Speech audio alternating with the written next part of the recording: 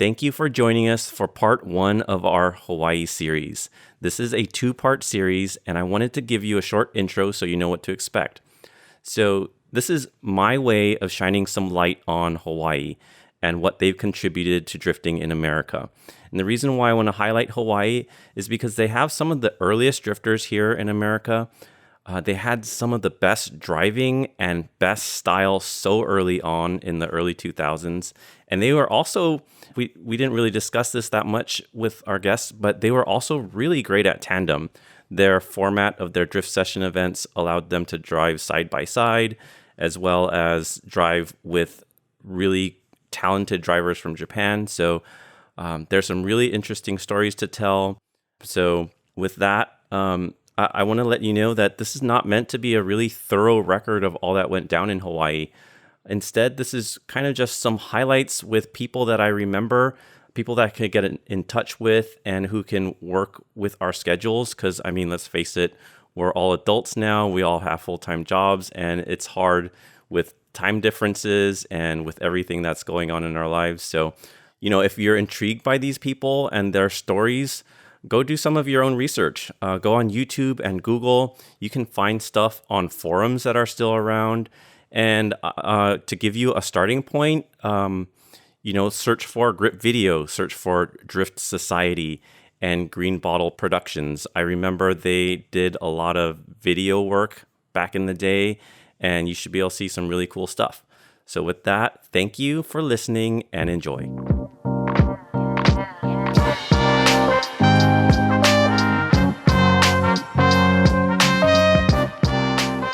You're listening to the Sil 80 Mania podcast, and thank you for joining us for episode 10. Hey, babe, can you hold on a second? I'm sorry, to cut you off, but I would like to invite somebody. I have someone in mind. I'm going to call him, and I'm going to have him take your spot just for this episode, because it's a special episode, guys. Mark, here's his info. Give him a call right now. Give me a sec. Thank you, Mark. Okay. Hey, how's it? Hey, what's up, Layton? Hey, Layton. Hey, how's it, Benson? How's it? Hey, you get 1 second. This is a little bit important. Okay, Okay. sure. Okay. Hey, how's it? What's up, brother Kyoki? How are you? Jeez. Oh, you still get COVID? You're not power yet? Hey, I'm kind of busy right now. I'm talking to the legendary Uncle Benson Su, Yeah. You remember watching Benson Su, Okay. Why? You going to Kine? You going to Rainbows? Yeah. Oh my gosh. Grab me one plate, I like one hamburger steak, gravy all over. Yeah. Tell Auntie gravy all over. Yeah. And one chicken katsu plate, all mac. All mac, no rice, all mac. Okay, Raja, see you in a little bit, Okay. Hey, how's it going, guys? Yo, Hey, is that all that for you? Nah. Sorry to bother you, Layton. I know that it must be dinner time over there, but hey. Nah, it's just time to grind, grind time. I We see. 3 hours behind you guys, so Oh. right before dinner time. Well, before you eat dinner, I'd like to ask a favor of you. Do you think Oh, yeah? that you can do today's intro for the show? Okay, I'll try my best. Yeah. I know I'm catching you off guard, but this is our very special Hawaii episode. Yeah, this is our Hawaii episode, so you need to kick us off Hawaiian style. Hawaiian style, okay. Yeah, no Can do this. pressure. No pressure. Right do your on. best. Okay. Tell everyone where you're located, though. Okay, I stay in the 808 state, on the island of Oahu. Zip code 9679 Mililani Chi. This is why I called the right guy. Okay. All right. So, Layton, kick us off. How's it, everybody? Yeah, aunties, uncles, brothers, sisters, all you fuckers, stay tuned in to the Still 80 Mania podcast with your host, Uncle Benson Su. Say, how's it, Benson? How's it? Auntie Nadine, let's get a chihu, Auntie. Choo! Yes. Where's brother Mark? Hey, how's it, bro? Where you stay? I still hear Thinking- outside the cameras, of course. All right, there you go, Uncle Mark. That sounds good, Layton. Thanks for bringing us in. I love Roger it. that. Anytime, anything for you, Uncle Benson. Thank Oh, you. watch So what out. language is that you're speaking? Just speaking English. No, that's not English. That's a different kind. But you understood me. Yeah, no, I understood you. I want to explain to the listeners I don't know, I wouldn't call it would you call it a language? Pidgin is what I'm referring to. Is that a language, or would you consider that like a dialect or an accent? What is like, it? They call it a Creole, the way it's a mixture of different languages. Yeah. Yeah, so that's what you're speaking. You're speaking to us in Pidgin, right? You guys have your own slang, your own way of pronouncing things. Can you give us and all the listeners listening some lessons in Pidgin, please? Okay, so actually, I think Pidgin, they recently declared it like an official language. Oh, nice. Oh. Yeah, so Pidgin is, I guess, our version of English that we just have real slang terms for everything. Okay, I'm liking it. So why Even don't though what you guys watch in movies, Lilo and Stitch or whatever, aloha, like how? ohana. Okay, Layton. So check it. We're at the track. Like, let's do like an at the track, or we want to go drifting scenario. Like, give us a Pidgin lesson, like around cars. Okay, so for us, for drifting, obviously we refer to it as drifting too, but if we're gonna go hit a spot, we'll be like, oh yeah, we're gonna go sample tonight, huh? Or we're gonna sample Tants. So Tantalus is like one of the famous like lookouts. Mm-hmm. But we call them Tants for short. So like a sample Tants tonight. Oh. That's how we would say go drifting. And how do you spell sample? Sample. So SAMPO. Sample. Nice. Sample. Yeah. All right. I am versed now. Okay, good. We got that. We got I'm sample. feeling it. Well, I what like else? it. Give me another one. What else you got? Referring to like if we're at the track, right? Yeah. Sure. Yeah, so instead of like saying like zero lift, we Yeah. would say like hoi up, fucking hammer down. Which means like, hold the gas, like hoi up, hammer that Oh my God. I like that. Yeah, just Okay. everything is that right? Clutch Yeah. kick that e-brake that How do you spell that how do you fucker. spell f***a? Like, I don't get it. I guess if you spelt it the way that we say it, it's like Faka. God. That sounds... And obviously you know what we're referring Yeah, we to know when what that say- means. Yeah, I gotta yeah, put yeah. the duck in for you. Yeah. You're going to be quacking in this intro. Oh. Okay, cool. So I want to just introduce to the listeners how I know you, Layton. And so I met you at a final bout. I think I may have been following you, and like we've chatted over IG a little bit, but I actually got to meet you at a final bout at Horse Thief Mile. Right? Correct, yeah. And it was funny. It was cold that day, but you showed up in this crazy parka, like like on TikTok. I follow some people that live in Antarctica. That's what you look like. You were cold, man.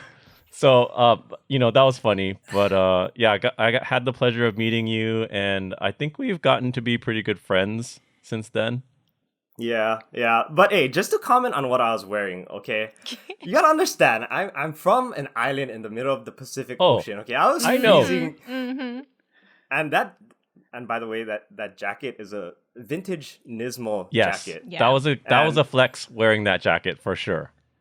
And even though, I mean, obviously I'm pretty short, but if you watch all these like older VHS and option video, like that was like the style, right? Like Yeah. that jacket is like a size medium, Yeah.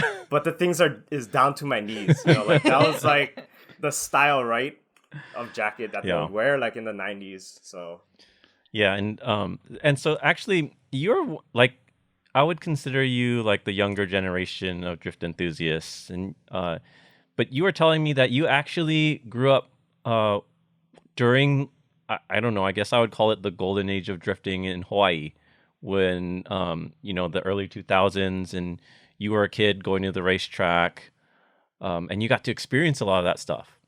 Yeah, I mean, that was like the first experience I had of drifting in person was at Hawaii Raceway Park, which we call HRP, right? Yeah. And I must have been, how old are you? But I was like in like 5th grade, I want to say. So I was still in elementary school. And yeah, so the first event I got to see was the Signal Auto drivers. Yeah, like... Maybe you're spoiled. Like, that's my first event. Like... Was that 2004, right? I think it was 2004. About there. Okay. Yeah. And yeah, all it took was just that one time, and I was like hooked on phonics, you know. I tried to pirate as much as I could off of LimeWire, any option video I could find after that. And after I started going to the track at every single, they call it a drift session. That's the events that they held there. Yeah. And yeah, I just was crazy about it since then. Yeah. How old were you then? Yeah, that's what I was trying to figure out. How old are you when you stay in 5th grade? Oh, like 11? 5th grade. Yeah, that's like Hanabata days. Oh Okay, can you explain what Hanabata Days is to everybody? Okay. Hanabata Days is like, I guess like how you would refer to like your fond childhood memories. Yeah. So like if you and your friend grew up best friends since like elementary school, you would be like, oh yeah, we've been boys since Hanabata days, right? Yeah. So that's kind of my Hanabata days was, yeah, I was going to the track every weekend, and obviously that kind of died out when I was in high school, but yeah, that was my Hanabata days. Got it. Dang, 5th grade. Yeah. Oh my gosh. So who are some of the names you remember back then? As far as Hawaii drivers? Yeah, Hawaii drivers. Oh man, you're putting me on the spot here, because Who like? what if I forget one and I run into them? You forgot me. Okay, how about this? Tell us your favorite 3. Oh. Oh no, that's even worse. I'll That's just even mention worse. the names. Yeah, I'll mention the names that I remember. So, there was a bunch of Hachi drivers that were there from near the beginning. So, I remember Stanford Lau, Andy Ng, Ryan Naka, Justin Kikkawa, Gary Ganotisi, and I know he kind of switched, but Barry Wong used to have like a GTS coupe too. And then there was all the 240 guys. There was like this shop called Endless Garage, and they had a bunch of like, I don't know if they were just driving together and kind of representing, but there was like Shige, Hirabayashi, Kolu Lau, Barry Wong when he got his S13 hatch. He wasn't really part of Endless, he was part of Hyper Sports, but Paul Umholtz. Yep. It's more than 3. You're good. Well, here's the thing. The very first ride-along I got was at just one of those open track days, drift session. And it wasn't any of them. It was, his name is Kelly, and he drove a Celica Supra. Okay. Nice. And it's funny because I feel like a lot of the older guys kind of remember me because of this, but that Celica Supra had this sticker on the side that said, "Will drift for food." Okay. And so my dad would take me and my twin brother and like one of our really good friends, and he gave us all ride-alongs in this like Celica Supra hatchback. And so my dad ended up going to Zippy's, which is like I guess like a local chain where you can get plate lunch, and he bought everybody plate lunch from there. So that's how some of the OG like drifters from Hawaii kind of remember me, like, oh, you're the kid that his father bought lunch for everybody. I was like, oh yeah, Yeah, I was that kid, that fat kid. Yeah. Oh, that's really sweet. That's like super wholesome. Your dad taking you to the track. Like my dad would never take me to the track. I don't Neither know would about your mine. dad. Like whose dad takes My them dad to the would tell me to track? do my homework. Yeah. Oh man, I love it. Let's jump forward to like, it's been almost 20 years since all of that stuff happened, right? And since then, Hawaii Raceway Park, HRP, closed down. And you're kind of like the younger generation with, doing stuff with cars. You have a shop called Car Shop Refresh with your twin brother, and you guys kind of keep the culture alive by importing Japanese cars, doing maintenance, like fixing them up, like cool Japanese stuff, right? Like I've, the other day I saw you chopping up an R32 and throwing it in the trash. You bring in cool stuff like laurels, but what has that been like for you? Someone who is inspired at such a young age to get involved in this stuff, and now that you have the ability to do it and the resources to do it, you don't have a track. Yeah, it's I feel like almost like I wasted my life staying in Hawaii. The only sort of drifting that we were able to do, because the track closed, I think, in 2006, I want to say. So I just was turned freshman in high school, so I couldn't even drive yet. Yeah. Obviously my passion for the cars didn't die. And when I got my first car, which was a S13 coupe, I wanted to go drifting. So our only outlet was to hit the streets. We go sample Tantalus or just a bunch of other spots around the island. It's really not anything more than a couple turns. Yeah. So I wouldn't know what it's like driving on a track. Yeah. But to answer your question about I bring in all these cool cars. It still kind of tickles the pickle, but not really fuels the fire to actually drive. So are you waiting patiently just in hopes that a track opens up, or are you just, does it feel kind of like it's a lost cause and you finding other ways to enjoy your cars by just like modifying them and driving them on the street and stuff? I mean, there is some hope for a track. If you look up Circuit Hawaii, it's run by Michael Kitchens. I know he's been trying to push for a private track. And even though there was talk about putting in a public track, this is how it's been since the track closed. Everybody's like, okay, we're going to, make another track.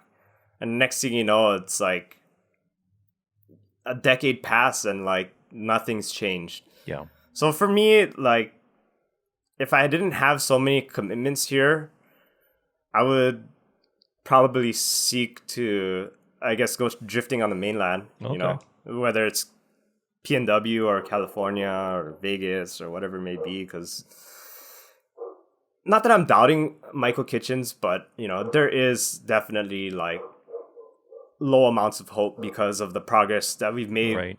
Hey, it's understandable. It's been a really long time since you guys have had a track, so. So other than constantly getting into trouble, going to court before going to drifting, for me it's become not worth it. Just too much to lose right now to seek the thrill. Yeah. As much as I love drifting. Yeah. Cool. So I think I have one last question for you, Layton. Since a lot of the drifting history in Hawaii has kind of been lost, like the old websites are no longer there. You can still find some videos and stuff like that out there, but a lot of it has been lost or forgotten. What do you want our listeners to know about drifting in Hawaii? That we fucking hammers. Okay. I love it. I'm sure, through your podcast, you've sort of like shed light on why Hawaii was, important to drifting. But for me, it's hard. It's hard for me to say because I feel like I didn't have that opportunity to, I guess, be able to.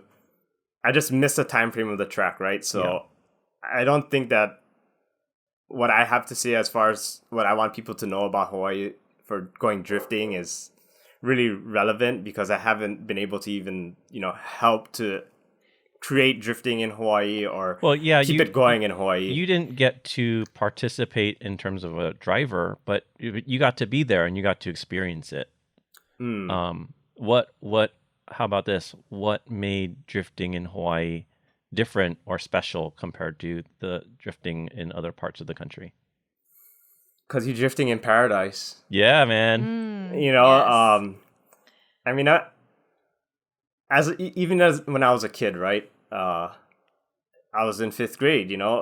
I feel like for the drivers to be driving and want to conversate with this little kid, right? That doesn't really know anything, that I probably could be just talking their ear off and just being one irritating little fucker, but for each of them to, want to hold a conversation with me and, take me for ride-alongs, I really think it shows the degree of really what aloha is in Hawaii, respect and wanting to share the culture, not just, the Hawaii culture, but, the drifting culture. They wanted me to be as passionate as they were about it. And I think that's why I am the way I am today. Nice. I'll take that. I like that. That was a good answer. I love it. And even now, I would say you're still doing good for the drifting culture because I think because of your foundation at HRP and then you kind of have that passion, you open your shop. And I feel like the minute you guys get a raceway, you're going to be instrumental because you're supplying all the dope cars that are going to be at that new raceway. Right. Okay. I think hope so. Yeah. Yeah. I mean, I want to get a vacation home over there. Yeah. And then I'm going to get Layton to get me some GTRs, plural. Can we live at your shop? Yeah. We were talking. Yeah. Yeah. You guys, my spray booth get carpet, huh? Oh, nice. Can live in there. Yeah. Yeah. You just give me a week notice if you need the booth then. Yeah, 1 week notice. Okay, cool. That's dope. Layton, tell everyone listening where they can find you on socials. You can find me on my personal at S13Taka or my shop at Car Shop Refresh. Dope. Thank you so much, Layton. And thanks for letting us kind of drop in on you. I know you got to go pick up your food. Where did you order from? Oh, cause I got in Rainbow's Drive-In. Actually, I'm getting them delivered to me, yeah. Oh, that's how you roll now. Oh, sorry. Okay. Yes. Nice. All right. Thank you so much, Layton, Thanks, Layton, for the love and aloha. We'll see you soon. No, say shoots. Oh, shoots. What the heck is that? Another pigeon Shoots, lesson. Shoots, cause. Yeah, shoots. That's bye. Shoots. Okay, shoots.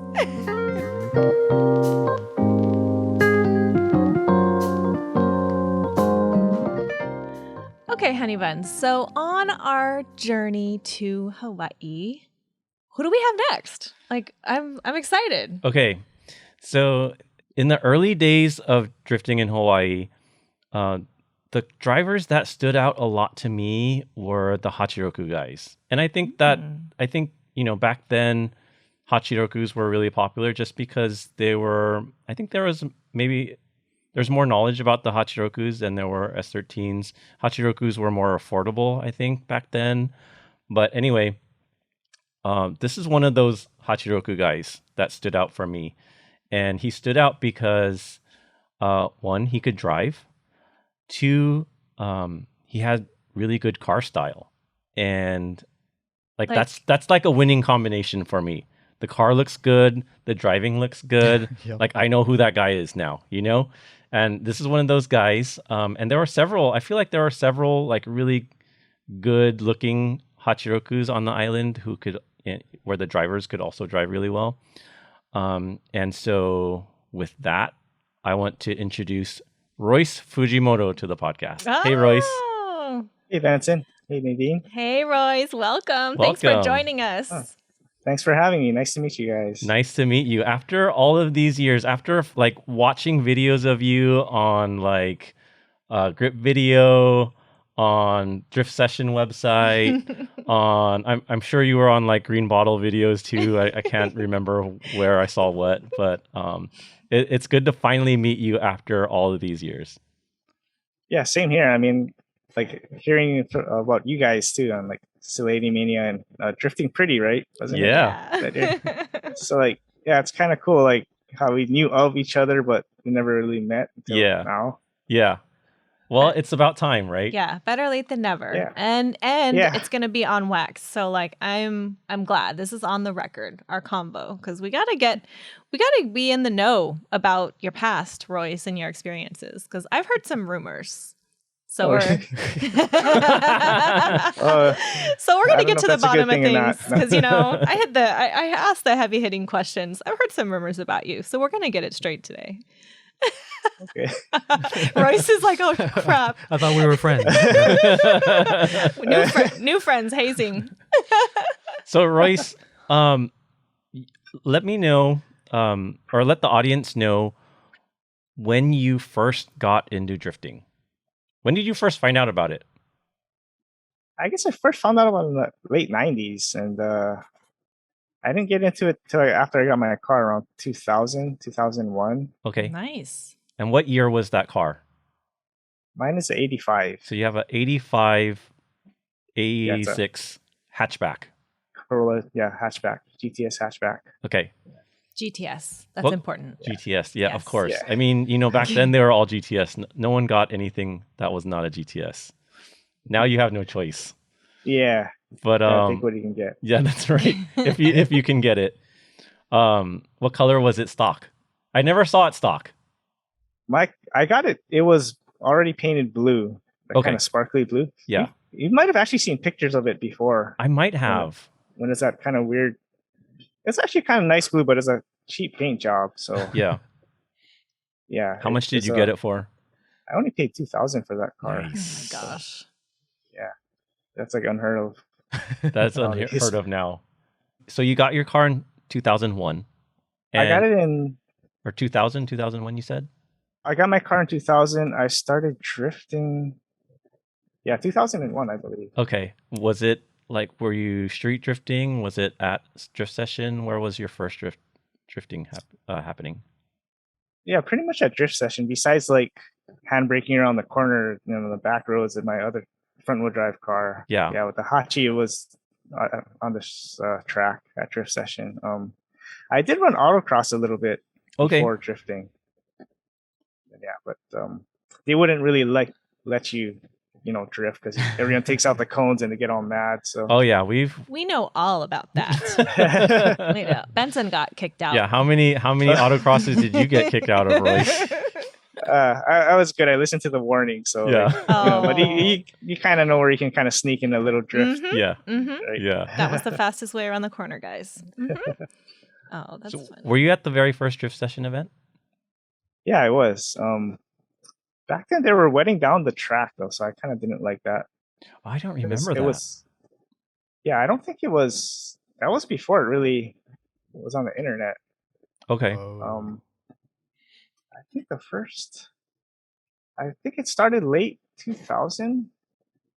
And yeah, but anyway, the corner was wet, but the entry and the exit wasn't. So it's kind of like weird. Confusing, yeah. Yeah, because you kind of start to drift and you hit the wet spot and you just spin out. So. Right.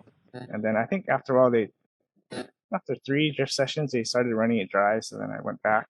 Yeah. So what was it like trying to learn back then? Because that was an issue that we were having on the mainland where there weren't people that were really experienced because drifting was just being allowed, through these events. So the people that did know, like they knew from like street drifting and, you can only get so good street drifting, right? So Yeah. how did you guys do that? Did you have instructors, or what? Like, were you guys all around the same level and just trying to figure it out on your own?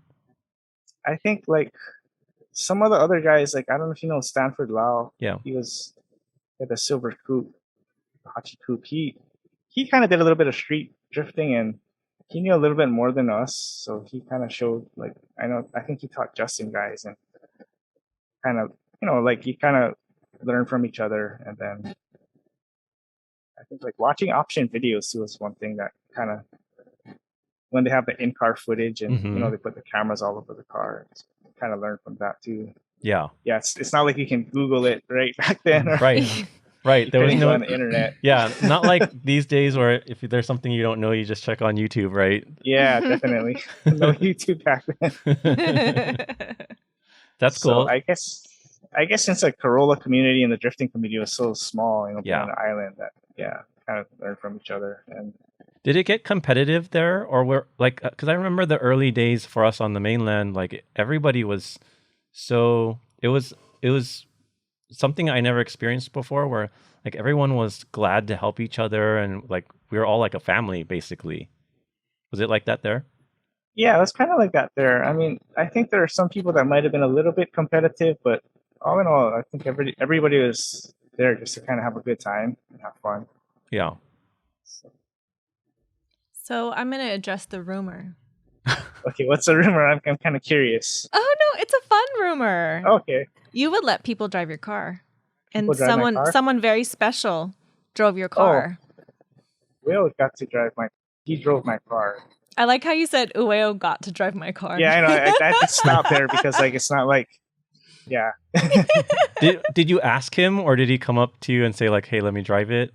It might have been Dave. Like, hey, like anyone want to let him drive your car? Because Drift Session brought him down, but not with his car. I was like, like, yeah, sure. And so you're just like, here's my car, and you didn't say like, please be careful, or like, hey, my tie rod's messed up on the driver's side, or like nothing. You're just like, here's the keys. I don't really speak good Japanese or much at all, and there's like that language barrier. So I told him to the translator, like, yeah, my car's like, it's not really, it's probably not up to your standards. So, but yeah, I mean, and I was like, oh, he's a champion, and like, you rarely see him crash. So I wasn't too worried, or at least that's what I was telling myself. So. I know. Royce, I think about that sometimes. Like sometimes I would get a ride from like someone who I think is really, really skilled. And so I tell myself that like, oh, I don't really see this person crash that much. But at the same time, I also think like, well, he's also really good and he's going to go really fast. And so if something happens, it's going to be really bad. Well, I'm glad I wasn't thinking about that back then. So what did he do to your car? Did he just go out and like go balls out, or did he like feel it out, or like did he give you feedback? Like what happened? I mean, he went out on it twice, so I think at first I guess he was feeling it out, but for me it kind of didn't feel like it. But like it felt like he was going really fast, like he knew exactly what he's doing already. And that was his parade lap. Yeah, that's his warm up. Okay, that's okay. Cool, so first lap, he figured out your car. I was surprised because he is driving on the other side too, right? Right. So like, yeah. I mean, I'm pretty sure he wasn't going 100%, but that was still like, yeah, it's kind of crazy. And then at the end of Drift Session, they had him run against I think it was Barry and I forgot who else, Kolu, like kind of like battle them in my car. In your car? Yeah, so that was kind of cool too. And how did my man Barry do? He did pretty well. He didn't hit your car? No. That's good.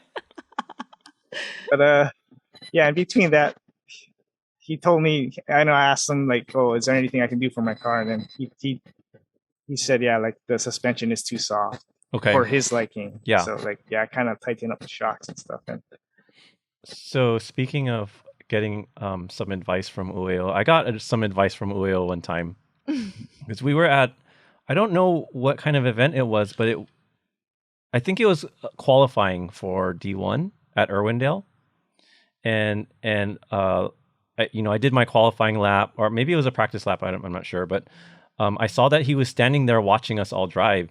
So afterwards, I got out and I asked him, of course, like, do you have any advice for me? And he's like, yeah, like when you there's the first big bank, right? And then you transition off the wall and then you go into the smaller bank. He's like, you have to flick the car way faster. And I'm like, I don't know how to do that. So that's one of those things where like I got some advice and I didn't know what to do with it. But that's something like on Ueo's level, like he could say something like that and he knows how to do it. Whereas just I couldn't comprehend it at the time. Yeah, like in my car, he hit fourth gear on the straightaway into the turn one. So there's that long straightaway into the U-turn. So he went like red line second, red line third, and then he got in the fourth? Yeah, so like we've tried that before. So it would get to the point where I'm shifting to fourth, and then like I should be starting to drift. So then if I hold it to the power band, I just like overshoot the turn. Yeah. So like, yeah, I don't know how he did it. He's just going so fast, and he's able to slow down while drifting and make the turn, not overshoot. That was pretty impressive. Wow. So like, yeah, I still don't really comprehend that. So. So you saw him do it and you still weren't able to mimic it after. Yeah. I was in the car and like there's so much going on. And you're sitting shotgun with him. Yeah. So you're like, I'm going to go down with the car if anything happens. Yeah, one bad thing about that is that area is asphalt's kind of bad. So like if you're going really fast and you lock your front tires, like bald spot, and it's like, Yeah. I heard a rumor and saw a rumor about a certain person with a hard, crazy. What did Layton describe it as? Explosion. You found the landmine. You found a landmine at Hawaii Raceway Park. So tell us about that. What did he mean by that? Yeah, I think that's that picture, right? Like it looks like the back of the car's in the air, and it looks like I ran over a landmine or something. Yeah, we'll put that on the YouTube video right about now. Okay, tell us about this photo, Royce. Like, what happened? I mean, I think this kind of put you on the map. It's my claim to fame. Yeah. Yeah. So we're running reverse course in this one, and then I just. Yeah, totally wrong line. And then I think I apex in the area where I know there's like a hole and people have bent rims there. So I kind of like, panicked and I locked brakes and I just, went into the bushes. You just went into the bushes. It's a little more than just going into the bushes, Royce. Tires, yeah. And I did a little 180, I guess, in there. So, make it look cool and all. Yeah. What gear were you in? Like, was that a really fast part of the track or... was it just kind of? I think I was like middle of third. That's the sweeper, right? Yeah, that's the sweeper going the other way. So it's actually going slightly downhill. Oh, that's why when I locked brakes, it kind of just pulled me to the outside. Yeah, you went further out. Yeah. Oh my! Your car was okay after that? I think the frame was a little bit bent. So like my friend John Nasu, he had, his family owned the body shop back then, so he fixed that up for me. When you crashed and you stopped and all the dust subsided and everything, like was like everyone like running, like thinking that you're like all hurt or were you just like, I'm gonna drive off the track? Like, how was that? I couldn't really see outside, but yeah, people came, like definitely. I forgot who was working the corner, and then the EMT came, asked me if I was okay. And like the weird thing, I actually got stung by a bee too. Like I have no idea how that happened. That's the worst part of the whole thing, right? Yeah. That's like the universe just crapping on you in that one moment. It's just so weird because I remember like I hit it and it felt like I bounced off like a big balloon or something, and I don't know. It like, and then next thing I know, I feel like this pain on my neck, and then like went like that, and it's like, oh, the bees. Like, that's like the weirdest thing ever. It wasn't a broken neck or whiplash. No, it was like, just a bee. Yeah, it's like so weird. Like, I would say you're blessed. Yeah, of all times. Yeah, but I would say you're blessed because if that's all that happened to you. Yeah. Did you tell the EMT? Yeah, I told him. I think I said something like, he's like, "Are you okay?" It's like, "Yeah." I think I got stung by a bee though. He's like, oh, but then like a professional, he's like, oh, you're not allergic, are you? He's like, no, I'll be okay. So, Yeah. Oh, that is That's good. cool. Like at least, it could have been worse. A dog could have like come by and just peed on your leg, and then a little rain cloud just rained just on you. So, just like after I saw that concrete barrier, like a little bit more down, I was like, oh yeah, that's like really lucky. Yeah. So tell me a little bit about your style, your car style, Royce, because your car is one of those cars that stood out to me because it always looked good. And I don't know, like in person if it looked as good as it did on the internet, because that happens, like you don't see all the damage. Mirrors. Right. Yeah. Doesn't matter if it looks good on the internet. But you had a certain style, and it was very it was Japanese style. And I feel like that's something that was unique to Hawaii too, is that on the mainland, some people had good style, but I would say like I just saw a lot more like Japanese root style in Hawaii. For my car, some of the influences like Justin was actually a kind of big influence on me too, because he was one of the first, I think, that I knew of that had the pulled fenders. Yeah. And the fatter lip rims, and like he did a lot of work and research on like how to do that, because I think when he did that, it wasn't like internet didn't even exist. Yeah. So like, okay, to give you more context, or to give the listener more context, I didn't see anyone pulling the fenders on a Hachiroku for a really long time. And it's something that like a real, like someone who pays a lot of attention to detail, and someone who's like really nerdy or passionate about like Japanese stuff to understand that's what they do. So in the early 2000s, for someone to pull the fenders like what Justin did, like you had to really know what's up to do that. And guys, we're talking about Justin Kikkawa, right? Yeah, Justin Kikkawa, sorry. Thank you. Yeah, like for a Hachiroku to have like wider fenders, people would like put on like the bolt-on fenders. They would do like CBY fenders, or they would do like J-Blood. But like the old school like 90s Hachiroku style, where you pull the metal fender and like, you bend the lip out and you pull it out. Shape it, yeah. Like all metal, like you have to be like a nerd, like a drift nerd to know about that stuff. He was pretty observant to pick that up, and like this is like pre-YouTube and pre-Google and all that. So, because I think when I met him, his car was already with the Dori Doris. So, yeah, he was an influence. And then like looking at some of the Japanese magazines and the videos, Dori 10 and I think Battle Magazine too. Yep. I love Battle Magazine because they had the specs for everything. Yeah. And it was all like non-pros, just regular guys at the competitions. Regular guys, everyday guys. Oh yeah, and those pictures, the signature front end pictures. A lot of influence there. So Royce, can you tell us about some of the? I mean, Hawaii's had many guest drivers from Japan. I know. Yeah. Jeez, there's a lot. Can you name them? Like the guests that you remember? Yeah. So first was like Komatsu with Signal. Then I think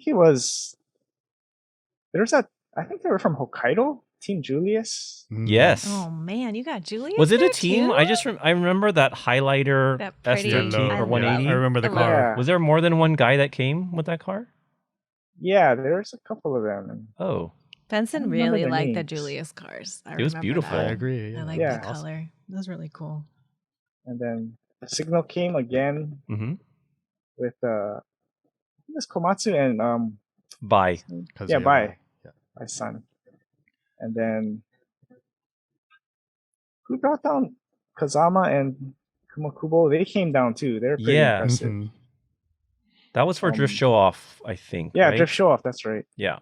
Yeah, I just remembered right now. We sent Reiko to Drift Show Off. Yeah, that's right. She came down. She came with Maeda Ken. Oh, yeah, Maeda that's Ken right. was at the event. Yeah. Maeda Ken was almost a regular too, because he came down a couple of times, and then he made friends with some people too. So I know that when he was there, Race Factory had a car for him. Yeah. Right? They had a RX-7 with the S2000 motor. Really? Yeah. So wait, say that again? Say that again? It's a FC? The white FC with the S2000 motor. That is so crazy. I don't know what happened to the car. It might have went to Japan after. I don't. Yeah, I mean, you were there. We weren't. Yeah. So that's why you got to set the record straight. But he was there a lot. Did you get to drive with him or interact with him? Yeah. So I think he came down originally not for drifting, because I think he's a businessman too. Yeah. So he just do you remember that was his character on the option video? Yeah, he was a salary man, right? Yeah. He's always in his suit. He comes to his work in the Hachiroku and comes out with his business suit. He's like Superman. So he actually is a salary man. Yeah, he is. I think he manages a warehouse or something like that. Oh, okay. So he was there all the time for work, and it had nothing to do with drifting. Yeah, well, the first time he came down, can't remember if it was for work or vacation. Okay. And then he found out there was drifting in Hawaii, so I think he reached out to Dave Shimokawa, who ran Drift Session, and then he came down, and he didn't have his car though, but it was kind of like the Ueo thing where he drove other people's cars. Yeah. And then he came, a few times after too. Let's see who else. There was Hibino was there. Hibino, that's right. Okay. Hibino drove Justin's car, and I think he went through tires pretty quickly. Makes sense. How come you guys had all these iconic Hachiroku guys going over there? I don't know. Maybe because Dave Shimokawa had a Hachi before. I don't know. I don't know how they choose, or I think they just whoever wanted to come down. I guess they tried reaching out to whoever. Who wouldn't want to go to Hawaii, right? Yeah, and drift. So, well, yeah, and it's an amazing vacation spot if you're from Japan. So yeah, it's you really guys popular. really had it, and it's not that far. Yeah, you guys are lucky. Pretty close. Actually, yeah, it is closer than the mainland. Right? Yeah. So you guys were really lucky to get all those guests. Like we had a lot of guests too, but They were there for business. They were not vacation. Yeah, we had to. And I feel like it was different just because when they came here, it was for a big event always. Right. Yeah. Right. For you guys, they would come for your small drift session events, and it was a lot more intimate, and you got to interact with them more. Yeah. I guess one of the trade-offs though is they didn't have their car, but Yeah. you can see that as a plus or a minus because then they got to drive our cars. Yeah. Right. Got to drive. Or we got to have them. No. But that's the cool thing. Drive our cars. That's the cool thing too, is that you guys had a bunch of iconic Hachiroku drivers, and you put a Hachiroku driver in anything, they can drive an S13, they can drive an FC, like with no problem, right? Mm-hmm, but I just, I don't know, if you had someone that drove an S chassis, and like there are a bunch of Hachiroku cars there, like I don't know if they'd be able to drive them the same way that like Ueo would be able to, or Maeda Ken or somebody, or Hibino. That's true. These guys I don't know if they'd really... want to. They'd be like, oh, this Corolla. Maybe. No? Yeah, I don't know. They'd be like, manual steering rack. No. Speaking from experience. That's funny. But that's what I heard a lot of them say is a lot of them started off with the Hachiroku. Mm-hmm. So I think when a lot of them started drifting too, that was a car to have. Yeah. Yeah. I think that's the formula there to become a really skilled driver. Start with the Hachiroku. And where did you end? Where'd your Hachiroku go? It's at my parents' house still, actually. And nice. It's all expired though. All the tags are expired, but it's non-opt. What was that? Not like non-operational. Like you're not paying for to. Yeah. You can't drive it on the road right now, right? Not legally. Yeah. So is it intact? Is it running?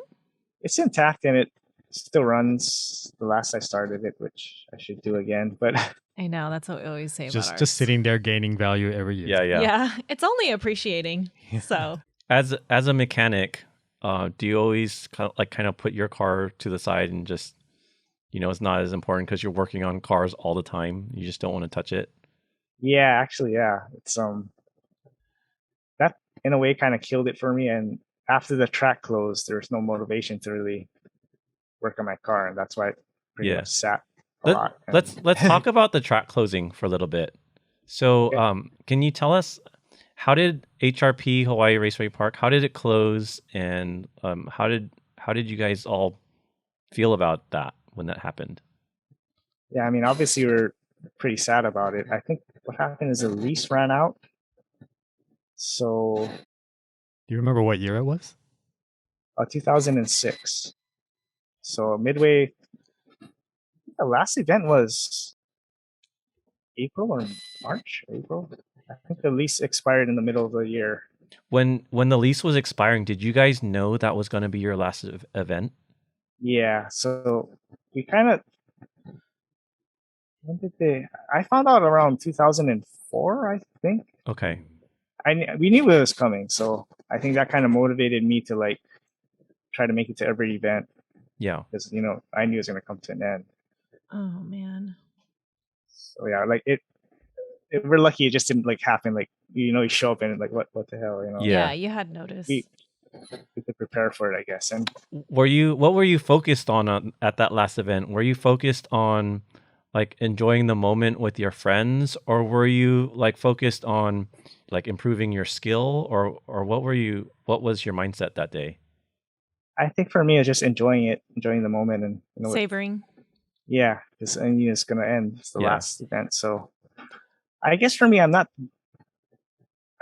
although I do want to improve myself and be a better driver, I'm not like super competitive. And at that point, I didn't really see that's like being something I might continue on to, be like a champion or anything. So it's more just enjoying it. So I feel like, there were some Hawaii guys that were competitive enough that they wanted to go to the mainland and see how they did there. So that was never of interest to you at all? I thought about it, but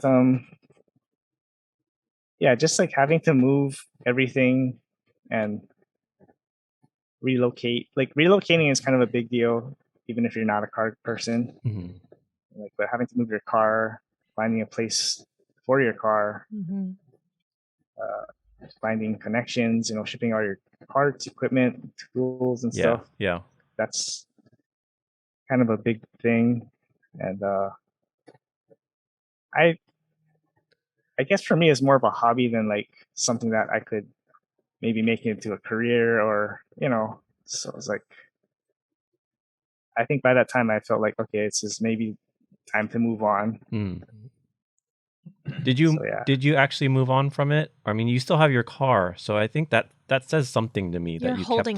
You're holding on to something. Yeah, there's still hope, still holding on. Yeah. So if the track opened tomorrow, your car would have the timing belt change and you'd be out there? I don't know, actually. I like to say yes, but I don't know. I mean, in a way, I think I did move on. Like, there were some events at the stadium after, and there was like a kind of there was a parking lot event, right?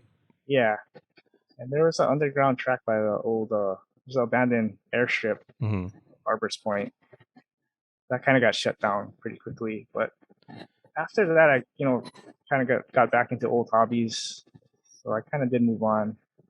But I did keep the car in anticipation that there would be something in the future. So. Yeah.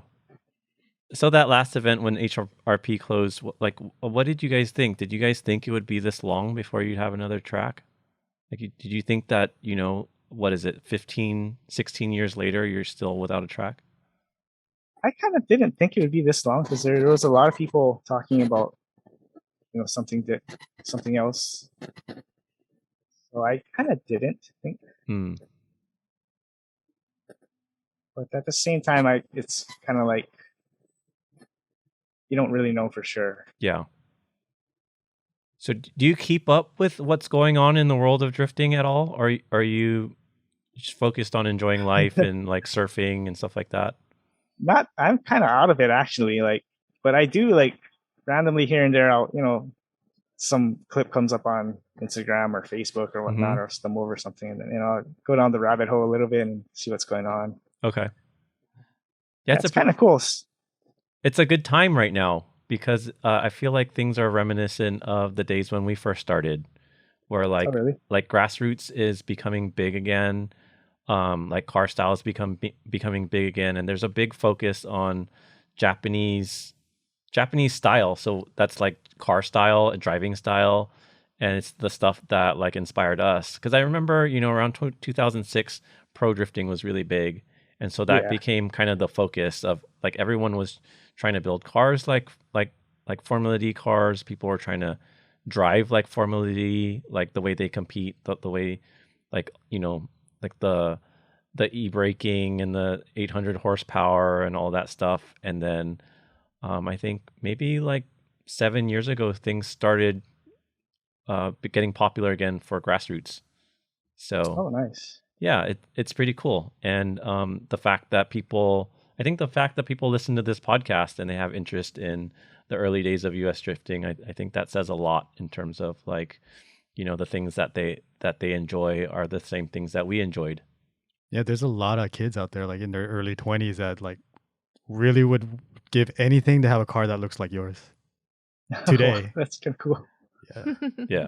That's kind of interesting. Like, I mean, with all the technology out there and, like electric cars and all these supercars now, and it's kind of refreshing to hear that, like, people going back to the grassroots style. Because, that was really fun. Just right. Not everybody being so ego driven and competitive, and it's like just a community, and like if there's competition, it's kind of more like a friendly competition, and just the main reason is just go have fun. Yeah, I think that's another thing that made Hawaii unique was that we had professional drifting on the mainland, and it was, I mean, it's not accessible to where anyone can just say like I'm going to do Formula D, but it was there. It was, you can go to an event, a Formula D event that's 30 minutes from your house, and like it was so easy for that to be someone's goal, right? But on Hawaii it's a little bit different, and I feel like that is not such an obvious goal for someone to do professional drifting. It's just to be out there, do these small events, these grassroots events, and maybe that was the ultimate goal. It wasn't to like move up to the next level and compete with everybody else. So like I think like because of that, because you guys were kind of isolated from that, maybe it made do you feel like it made your environment maybe more friendly and less competitive? Yeah, probably. I think at the time I didn't really think about that, but it kind of makes sense. It's like, yeah, to relocate to the mainland is very, it's a big deal, and we can't just pile everything into a trailer and drive cross country or from wherever. Yeah. So it's like almost unobtainable for us. Yeah. So we kind of just focus on just having fun, I guess. That's awesome. So I guess I want to close this interview, this little Q&A with you, Royce, by asking you if there's anything that you think our listeners should know about drifting in Hawaii from your perspective. We're going deep, Royce. Okay, think here. I don't know. That's good. I want you to think. Take your time. I want you to think. I guess, yeah, just like have fun and try to enjoy it. And I think also you don't really have to be like super competitive, but maybe you still want to try and better yourself. I think it's the saying, the biggest competitor is yourself yesterday. Is like, kind of be ambitious in that way instead of trying to be better than everybody else. I think in the car community in general, that's everybody really doesn't like the person that's always trying to show off and be better, right? It's all about community and getting along.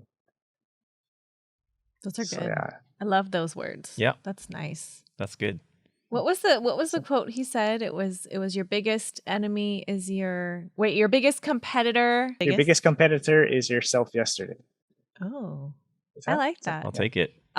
I like that quote. Thanks. It's on wax.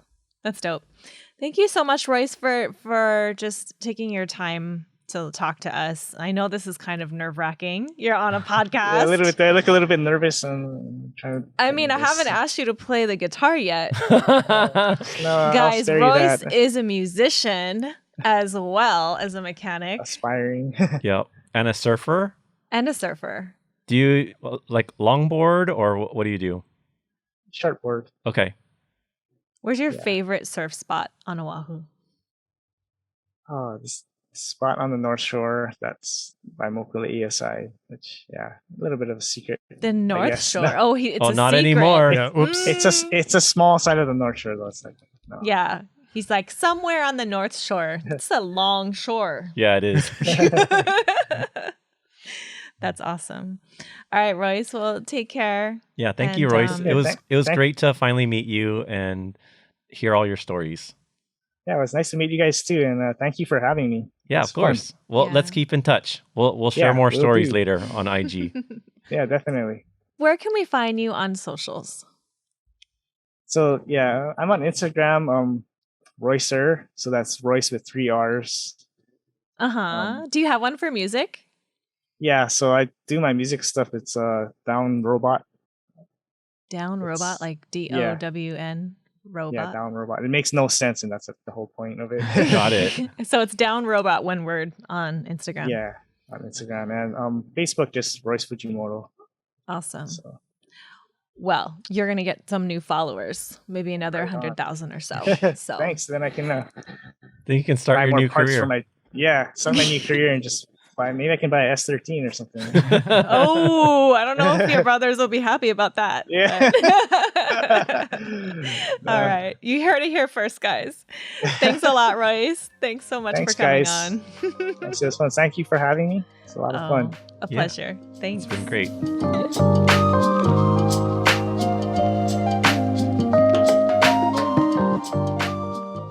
This 2-episode-long Hawaii episode series is sponsored by Information.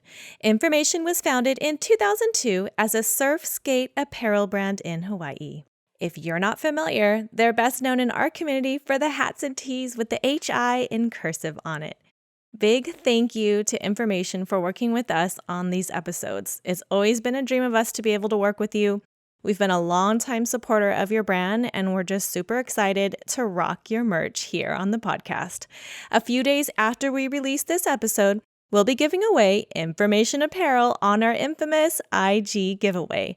So look for that on our IG. You can scope out Information's apparel by visiting their site at information.co. That's IN4. That's the number 4, Mation, MATION.co.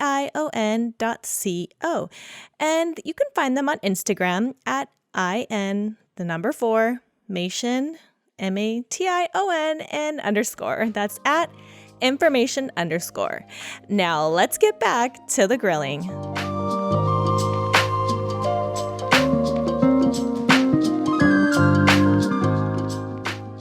All right, on our journey through Hawaii, who do we have next?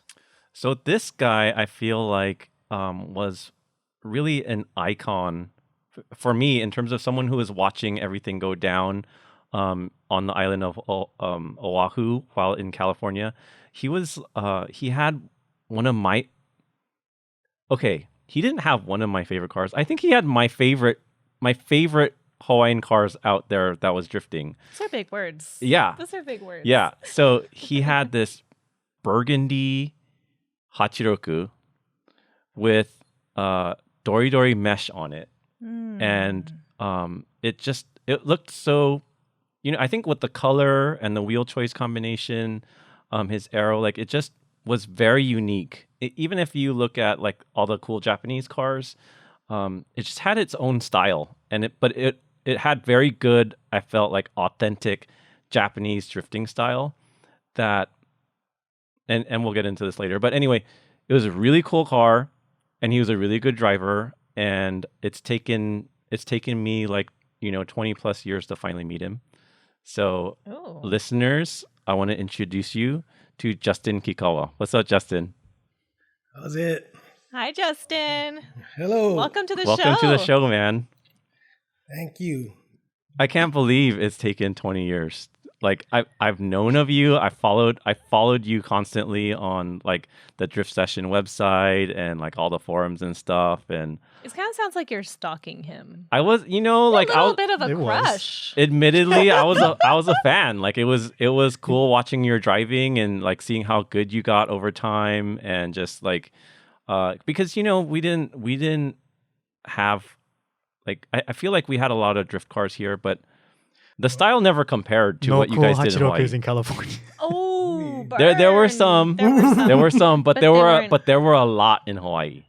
Yeah. Toyotas were really popular in Hawaii. Like growing up in the 80s, like Toyotas, Datsuns, like anything with dual carburetors, that was the thing. What year did you get your Hachiroku? 1993, March 1993. Wow. That's almost new. Yeah. And actually, I bought it. I was the third owner, and I bought it from one of my other friends. Nice. Who was the second owner. Okay. How old were you at the time, if you don't mind me asking? You're not supposed to ask people. You don't have to tell me. No, I wasn't. I think I was 19. 19. Okay. Wow. Yeah. Why did you get a Hachiroku? Oh, so before that, I was a Celica guy. Like, I had 2 Celicas before that. Like a during high Celica school. Supra kind of thing? I had a 78 Celica and I put an 18RG in it, the twin cam from Japan. Oh, you're so fancy. Gotta do some stuff, 80, and I got an 82 after that. But after that car got wasted, my friend had a Hachiroku, so I was like, wow, this car is kind of cool. So I drove it. I was like, man, I liked it. And then my it was all modern with fuel injection and everything. The initial thought was I really want to rip that fuel injection out because I was so used to having carburetors. But after driving, I was like, no, you're not taking this fuel injection out.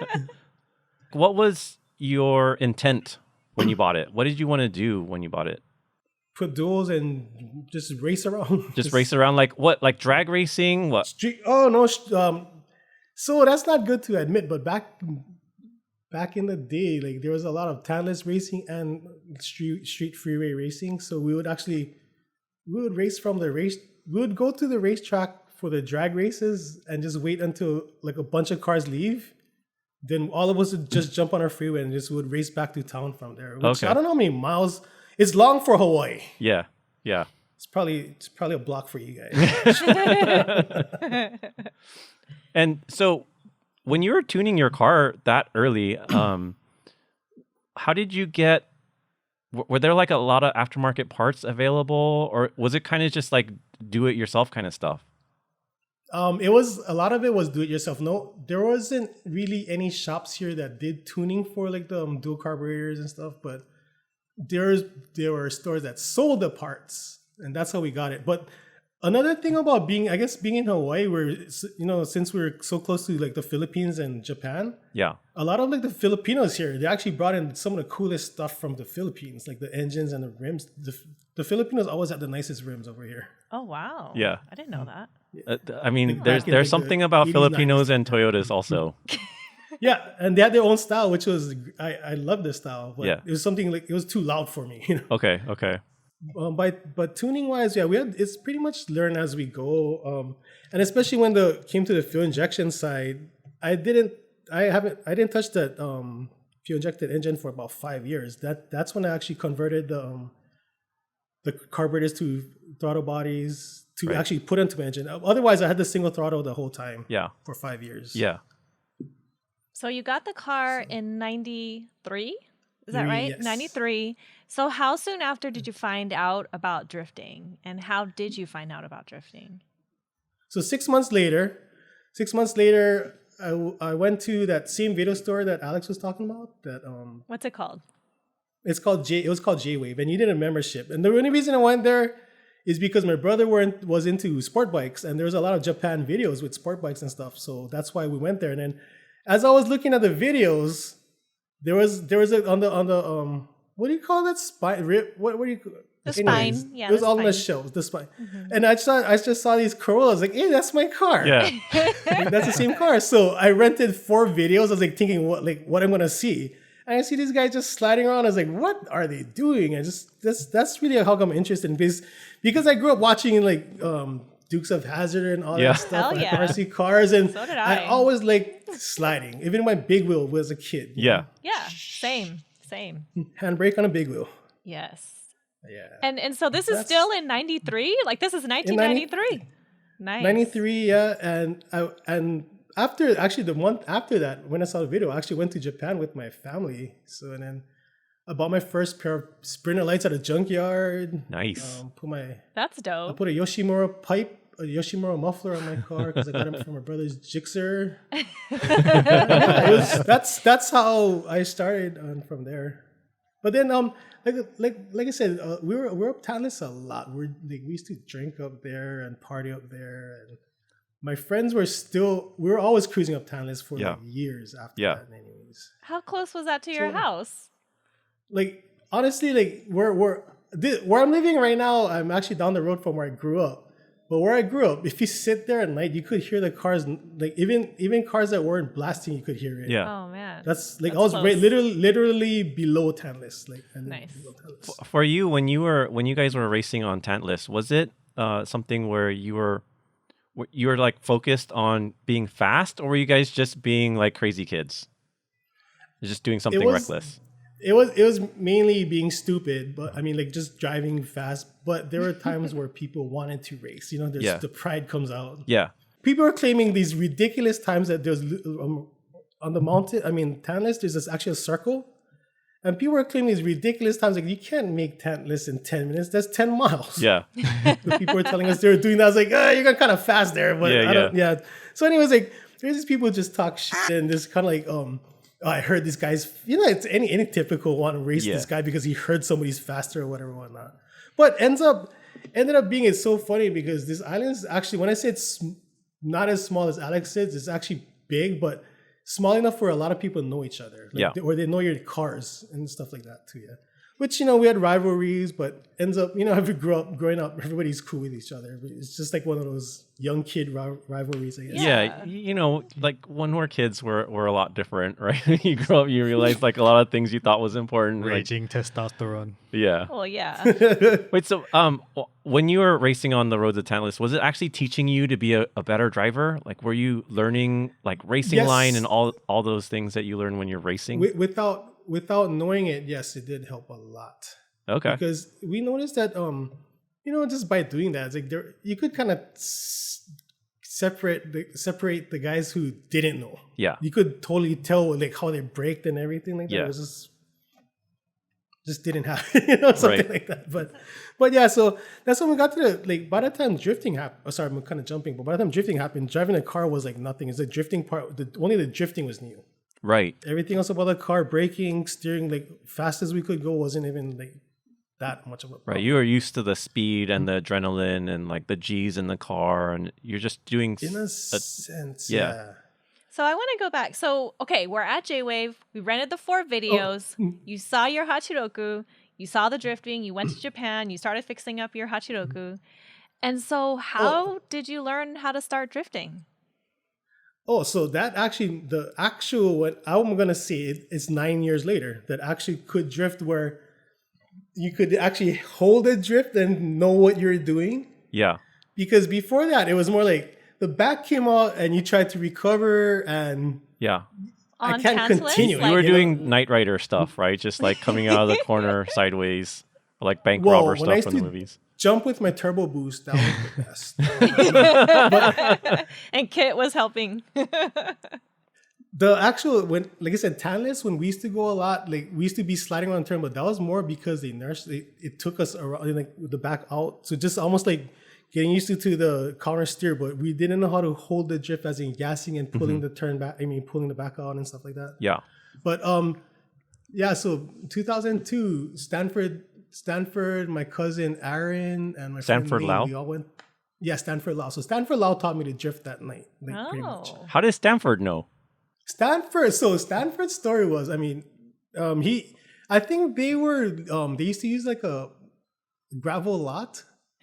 And they were just like almost like rally style driving. And that's how he got that concept of how the back stayed out and how to gas it, how to turn in and all that. So that's how he learned. So I didn't grow up with Stan. I met Stanford actually at my first drift session, but I already knew who he was because that's mutual friends to our other friends. Right. These two skate together, skateboard. Nice. So anyway, so I met Stanford at the drift session, the first one I went to, which I didn't know how to drift at that time. That was 2001 September, I believe. Then anyway, so like, you know, we befriended and whatever it is, we got really good, we became really good friends. And anyways, he took me to this place in Wahiawa, and it's this intersection where three-way intersection, which is kind of like a Y-shaped. Okay. So we went there like midnight one night, and we stayed there for like 4 hours. But I just remember 4 hours.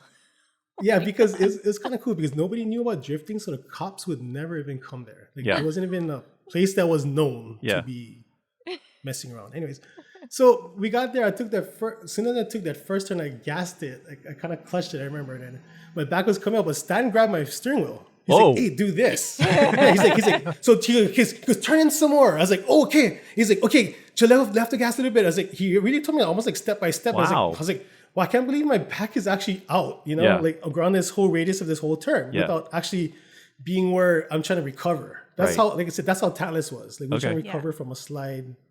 But yeah, so that was my first one. That was actually in December of 2001. So by the time Alex held his second drift event here in 2002, January, very beginning of January, I think it was January 3rd or something like that. That's when I first actually could drift on the track because again, I learned in December in Wahiawa, you know, from Stanford. So that day, but we really sucked. And there's a video online on YouTube on that day, from that day. But you can actually see how bad I was at least. Yeah. And it's understandable though. I mean, we all were like that. Yeah. Actually, we were all like superstar that. First drift. Yeah, in 2001, we were all like that. Yeah, so that's how I started actually drifting. That's how I got my first taste concept of what the drift was, you know. Right. So the very first time you had ever been in a car that was drifting, it was you driving it. Yes, actually. Wow. So I didn't know what it actually felt like. It actually felt worse than what I thought. You know, on video, it's like so smooth. It's like, you know, we were just going. And this one's like, bah!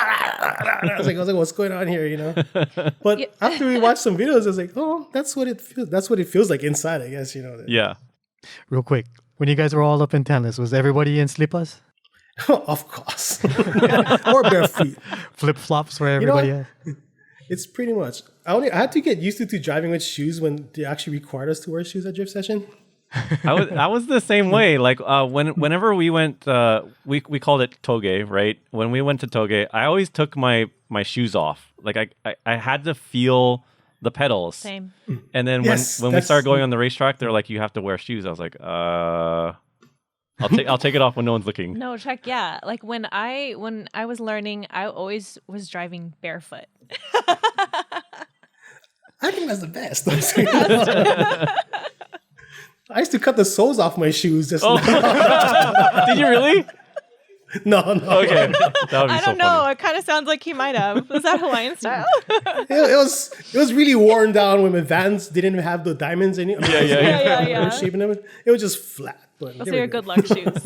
Your good luck soles. Nice. So I was actually talking to Dave Shimokawa, and I was kind of like when I was trying to do some homework for these Hawaii episodes, and he told me that the time that he met you were working at a gas station, and there was a gas station. He said he would pass by all the time, and there was this really beautiful Hachiroku that was parked there, and it was owned by you, and that's how you guys met. Yeah, that's how we met actually, but there were actually 3 Hachirokus at our gas station. Oh, okay. Was yours the most beautiful or something? Nah, to each their own, I guess. Yeah. But According to Benson, I think yours is probably the most beautiful. So. Just like you had the best looking suit. That's because there was only one, Justin. Only okay, one. Nice try. No, but yeah. So there's actually 3 Hachirokus. So I think they were actually working that day. But the other one was actually a turbo coupe. Okay. With Doris on it also, with Dori mesh on it. Okay. Well. So, okay. That brings me to that brings me to your car style. First of all, when you had Dori Doris, it was not easy to get Dori Doris. How did you get them? What year did you get them? I got my first set of Doris in 98, I believe. That's really early. But my two other friends who own Hachirokus, probably from around when I had mine. So I saw the first set of Doris back in like late 95 or early 96. That's crazy. On my friend's Hachiroku. They were like new.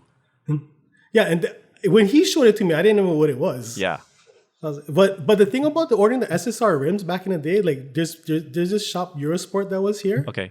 They were actually the North America distributor for SSR, so we actually had it. We got it easy. You got Dori Doris from a Euro shop? It was called Eurosport. The name of the shop is Eurosport. Okay. But those, like I said, they were the main distributors for SSR, and so we bought how many rims from that place? They're getting brand new. Okay. Oh my so gosh. All brand new. Justin, you just dated yourself because like I didn't know you could get those. I haven't heard of anyone who's gotten these wheels brand new. I didn't know your Dori Doris were brand new. I thought you got them secondhand like the rest of us. We all got. So I know at least 5 sets on this island are brand new. Wow. I didn't even know you can buy Dori Doris direct from SSR. Oh, and yeah, because that was I think Modex, SSR made Modex, and Modex made Dori Doris. Yeah. I think so. Yeah. Yeah, when we got ours, it was from a used Japanese wheel shop. Yeah. And it was like, they were kind of the up. size and offset were not good. You got and what you got. That's how we dealt with cool wheels here, was like you just get whatever comes on a container. If it's a bad offset, you just rock them with bad offset or you don't buy them. But like you got to choose the size and offsets you wanted. No, so I mean, going with that, that's why I had 2 sets. Oh, okay. So the first set, the offset, when I was like, ooh, 15 by 8s, and the guy at Eurosport's like, you can't put 8s on your Hachiroku. I was like, no, I can't. Whatever. Yeah, so I bought them.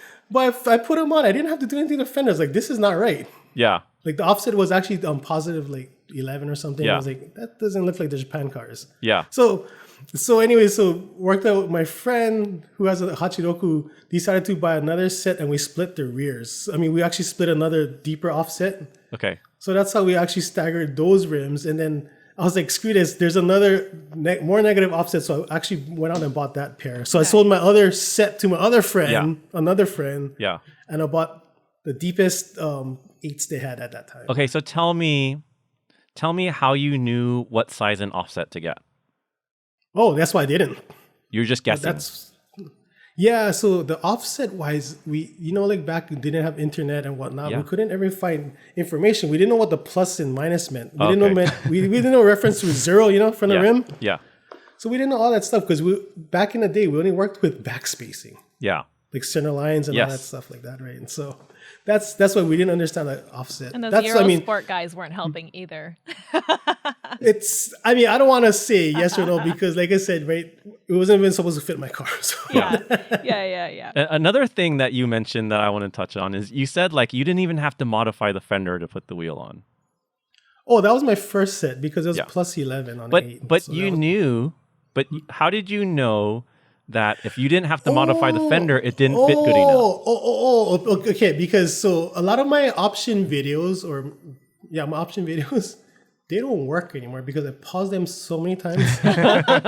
So, I shit you not because the magazines wouldn't show a lot of this. But the thing is that when we're watching the drift, like some of the Hachiroku's drifting, pausing these videos, I was thinking like, how the heck are these guys running their rims? And I noticed their fenders weren't normal. Yes. Like they actually had they didn't have the straight edge for where the lip was. Yes. And it just rounded. That line that goes around the arch of the wheel is not there. So I was like, that's why these cars fit. So when I first did it, I was like, that's how they did it. I mean, I guess, with the camera plates also, right? Yeah.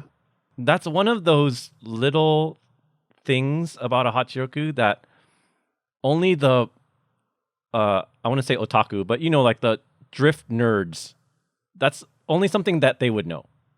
I understand what you're saying because it is because a lot of people would always just come up to you, ask you, like, how'd you put your wheels on? It's like, I just did it. I don't want to tell you everything right now.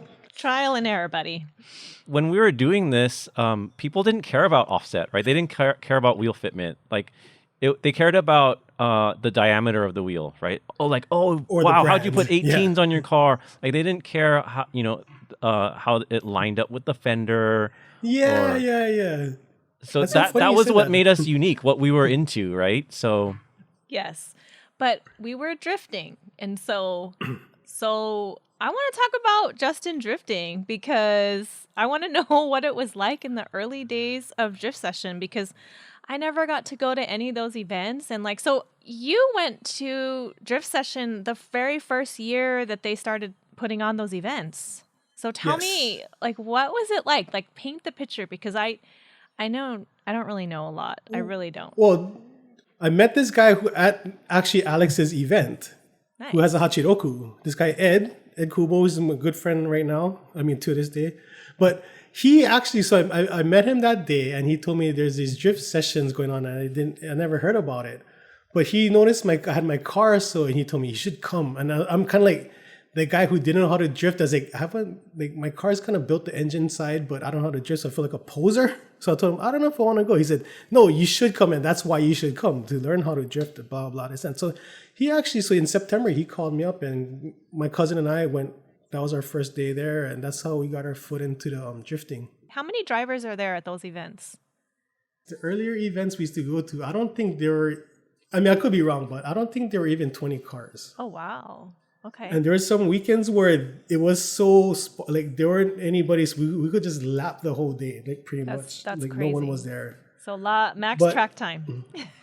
yeah, exactly, yeah.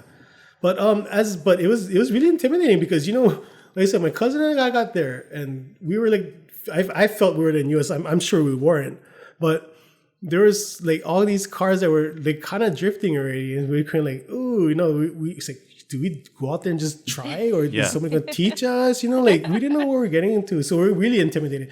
But getting into the track, and we saw Stanford again, and he knew a lot of those guys over there too, because his bunch of friends were starting to kind of drift before us. So they were there. We met them. Everybody's cool, you know what I mean? So it was comfortable from there already. So it wasn't formatted like drift events you see today, where you have beginners on the track and you have instructors to kind of show them the way. You guys were all kind of there, figuring it out at the same time? Yes, because we never, during those times, nobody really knew how to drift, so nobody had any instructions. And Dave Shimokawa provided us the track, and we just had the time to. You guys had to just figure it out, yeah, figure it out. Was trying to get whatever info from magazines, videos, but that's about it.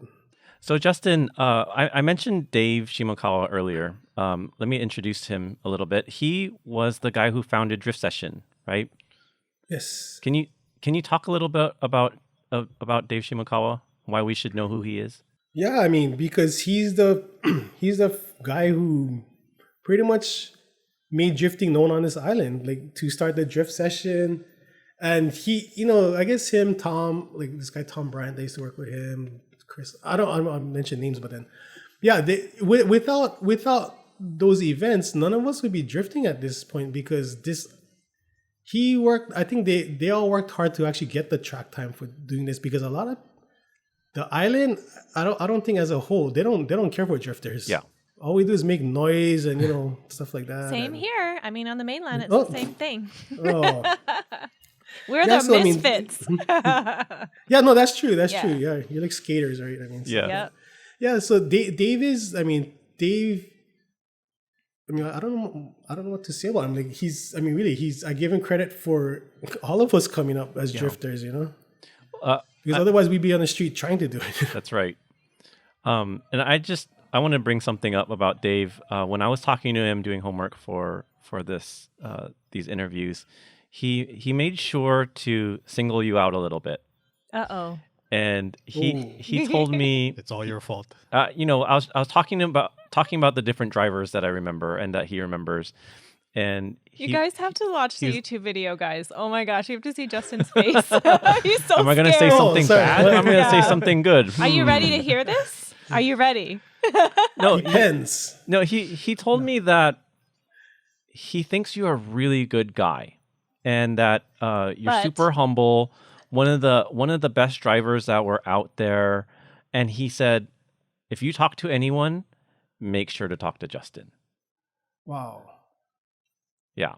So, I mean, I think that says a lot about Dave, but it also says a lot about you.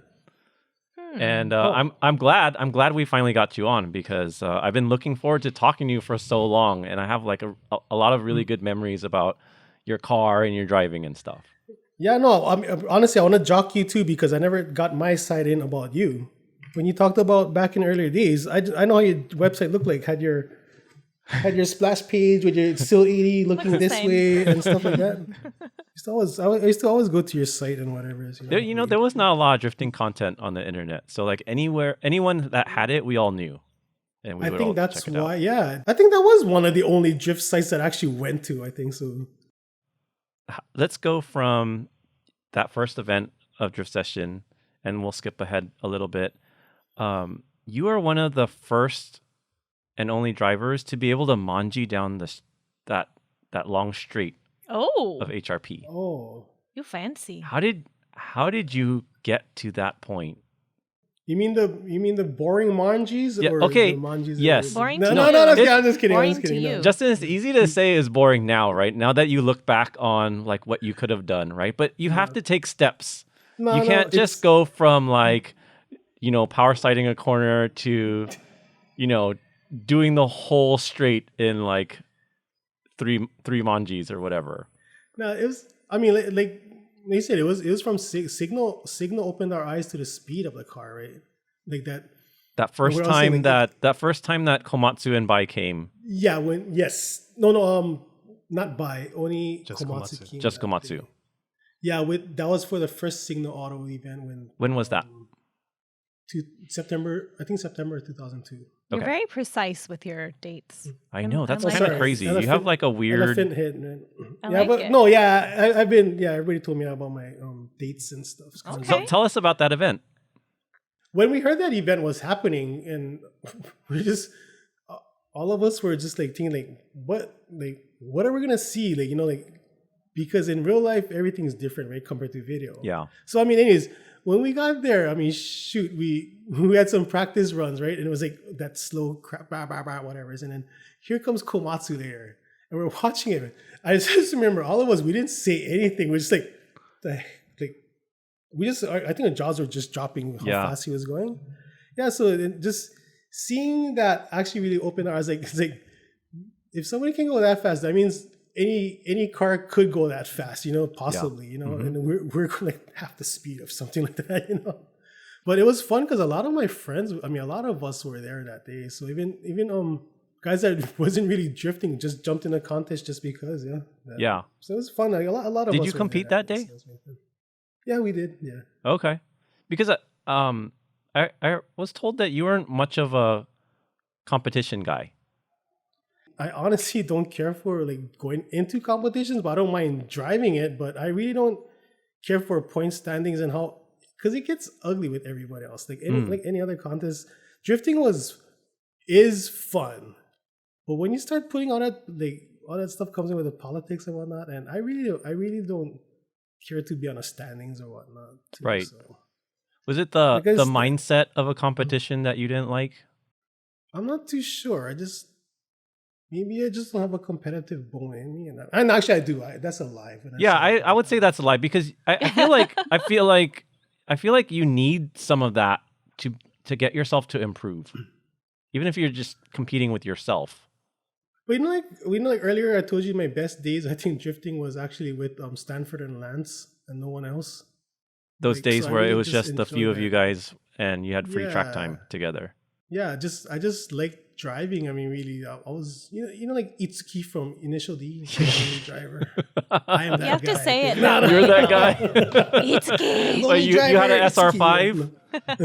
Actually, mine is an SR5. Oh yeah, Oh, you are snap. Itsuki. He's channeling. I wanted to ask you if there are any people that you feel should be shouted out from the drift session days. Oh crap! I have a whole list of those. People that you think the listeners should know about. Well, I mean, we're shout out to Dave Chimokawa from Drift Session, Tom Bryant, Chris Messer, guys, whoever ran the track, and all like my friends. Like this Lance Subota was a huge part of drifting. Tell us about Lance. Guys. So like Lance, like I went to kindergarten with him. So we grew up in the same area. Oh. But anyways, we was Back all in into the Hanabata Toyotas. days. Yeah, like we went to kindergarten together. I just learned that. I had to say it. Oh, the Hana. Oh, that's it sounded normal to me. Actually. You didn't even flinch. So yeah. So, but Lance is a very good fabricator. He's an awesome welder. I mean, he built so much of my stuff. And Lance was a driver too. And he was a driver. He had a red Hachiroku. He was pretty much there the whole time drifting. Nice. Okay. Yeah, he helped me set up my throttle body setup, and he has the same setup also, carburetors for the throttle bodies. Yeah. Also. Shout out Lance. Yeah, good out support. Lance, Who else? Well, like I said, Stanford Lau taught me how to drift technically, and Edward Kubo, who brought me to drift session the first day, and like I said, all the rest of the guys like Royce Fujimoto, Paul Holtz, Barry Wong, like. Oh, I hope I'm missing people's names. All those guys made drift sessions so fun because they were there, right? And so it was pretty much, it wasn't about the drift after. It was pretty much like, almost like you could do any sport, but as long as everyone's there. Yeah. Yeah. It's almost like we could just grab bicycles. All of us were there. It was fun, you know? Drifting just made it that much more fun, I guess, you know? I love it. You guys were a small group, but did you guys kind of separate between the Corolla guys and the 240 guys?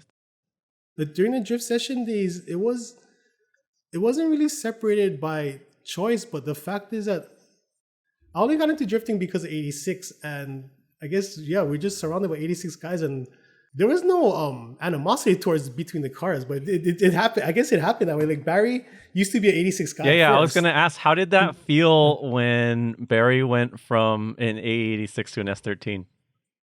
Oh, we weren't friends for a while. Nah. Yeah, like Barry used to drive a Corolla for a few, I don't know how many months he drove a Corolla. Then he jumped straight to a 240 because I don't think he could handle that 1600 4EG. Whoa. Oh, look who joined the call. Whoa. It was more than a few months. My fellow 240 buddy, Barry. What's up, Barry? What's up, guys? Hey, you're interrupting our interview, man. Where did you come from? You snuck in with your quiet 240? Oh, well, somebody's cutting into my time here. I think my appointment.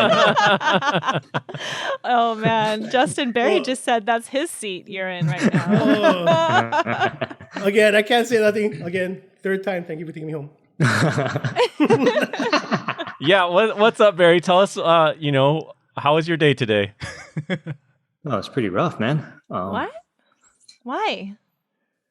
Well, I went this morning about lunchtime to go and pick up this microphone from Layton. Yeah. All the way down in Campbell. And I'm on my way home in my S13. I can't hear shit because, wait, can I say shit? Yeah, go ahead. You sound like a duck. You sound like a duck on the podcast when you say that. That's fine. So I can't hear anything in that car because there's no interior really, just door panels. But my phone's ringing. I'm like, oh, it's Justin calling. I guarantee I think he needs a tow. Burn. Has he done this? Has he done that before? Once before when his Tacoma blew out the ball joint coming into work. Oh, it's those damn Toyotas, man. But I get the call and I'm like, oh man, where are you? And he said he's in Kahuku, which is basically 50 miles away from where I was. Ooh. And I had to go to a dinner at 6:15. So basically You had to haul ass. 3 hours. Stuck behind half the trip there. I was stuck behind a car doing 25 miles an hour. and this place where it's at, it's on the North Shore, and at this time on the weekends, North Shore traffic. yes, the waves are like, I don't know, I think the news said it was like 40-foot waves. Wow. There was people over there and people wanted to look at turtles or whatever the hell it is on that side. Guilty. Yeah, we know about that traffic because us as tourists, we like seeing the turtles. Yeah. We know exactly what you're talking about. So, so I ended up going the back road another way there. And then me thinking it's not that bad since he took his little Corolla station wagon up to the dirt bike track. It's not that bad. And I turn, I'm going up the road. I call him. I'm like, where are you at? Like, it looks like I'm going to like taking my tow truck into a mountain trail to go like, riding trails with my tow truck. Oh my God. There's, ruts in the road and bumpy, dusty, dirty. My truck was washed. And I get there and, I see this slammed little Corolla station wagon. I'm like, how'd you even get this up there? Oh, I take it all the time. I'm like, that's what you have your truck for. And what does he say? My truck's still broken from the last time I called you. You didn't sell me all of that, But anyways, we did what we needed to do, got it back. I had the dinner reservations pushed back to 6:45, and I was almost out of diesel. I'm like, I don't got time to stop. Yeah. I was at the traffic light to turn into where we're going to have dinner with the family right at 6:45. So I made it. Everything worked out. Nice. Hey, it's cool that you guys are still friends and you're doing favors for each other, helping each other out. It's good to see. Oh yeah, I mean it's as we get older, everybody's busy doing stuff, and if you're a friend, you're always going to be a friend. Yeah, that's cool, man. Well, so Justin, how about Barry? You can listen in. We're gonna finish up the interview. We'll stop talking about Barry. But I mean, we actually were in the middle of hearing Justin answer a question about Barry switching sides, and so I want to finish this. And Barry, like, why did you switch sides? You went from a Hachiroku to a 240, which I'm team 240, so that's cool. But oh, so do I answer that now? Yeah, go ahead. Can I point out that you have a TRD banner behind you? Oh, I still got a Toyota. Technically it's a Toyota. Technically. But see, right next to the TRD, we got Nissan. So we all family then. You guys have to watch the YouTube video. This is it looks like we're in Barry's shop right now. Okay, continue. So why'd you do that? Why did I switch? A lot of it was I came to a point to where to do what I wanted to do with the Hachi, I would have to dump a lot more money into it to make the power that I wanted to make. Oh, it was a power issue. Right. And, at that point, it's, I'm thinking to myself, if I dump another $3,000 to $5,000 into this car, it'll be better, but it'll never have close to 400 horsepower without spending even more money. So at that point, it was the easiest thing to do was get an S chassis and throw an SR in it and run it like that for a bit, and it's instant. And that was the best thing you ever did. Yeah, I still miss my Hachi though. Yeah, of course. I still do. Of course, I still do. I was actually contemplating I know where my old one is, of buying it back, but I don't know what the condition it is right now. You don't know if there's holes, rust, and all that stuff. Yeah. It's one of those things I wish I never sold it, but it is what it is. Yeah. Okay. We'll always hear that from Hachiroku guys that sell their cars. I miss the sound. Yeah. Like Mr. Kikkawa's car, that's what made me want to go individual throttle bodies too. That thing, you could hear him from on the backside of the old track. You could just hear him wide open throttle. I'm like, oh, that's him. Oh, humble Justin here. I didn't know about that. The car was so slow that you could hear it all the time because it wasn't moving. Oh my God. Hey, Barry, if you could help us out. Justin has a hard time talking about himself and how good he was and stuff. He said, no. I was slow. I was no good. Can you give us a little bit of insight of what he was like as a driver? Oh, if you watch the YouTube video, you see how he's happy, mellow, and stuff like that. Yeah. But I think I could probably just describe his driving style when he was driving his Hachi as just angry. Oh, You would hear like a lot of clutch kicks and Yeah. full throttle and just beating the crap out of his car. That's happy kicks. Oh, is that what it is? Oh, I see. That shed a lot more light on things. It seems so unlike his personality. Yeah, he's like, you have to be really aggressive in a Hachiroku. Justin's so chill.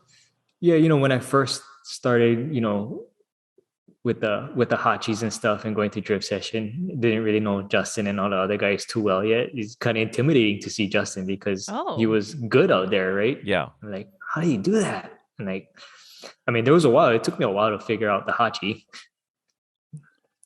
But it's but then it's cool where the Hachi guys, it was like it turned into being like one big family where we'd go to each other's or this other guy's house and we'll barbecue and everybody be drinking and barbecuing and stuff like that. And those were the good days, go to the track, everybody go home, take a shower, go to the barbecue, sunburn, and just barbecue and stay up late, and it was fun. Yeah, that was normal. Yeah, every time we had the track, right?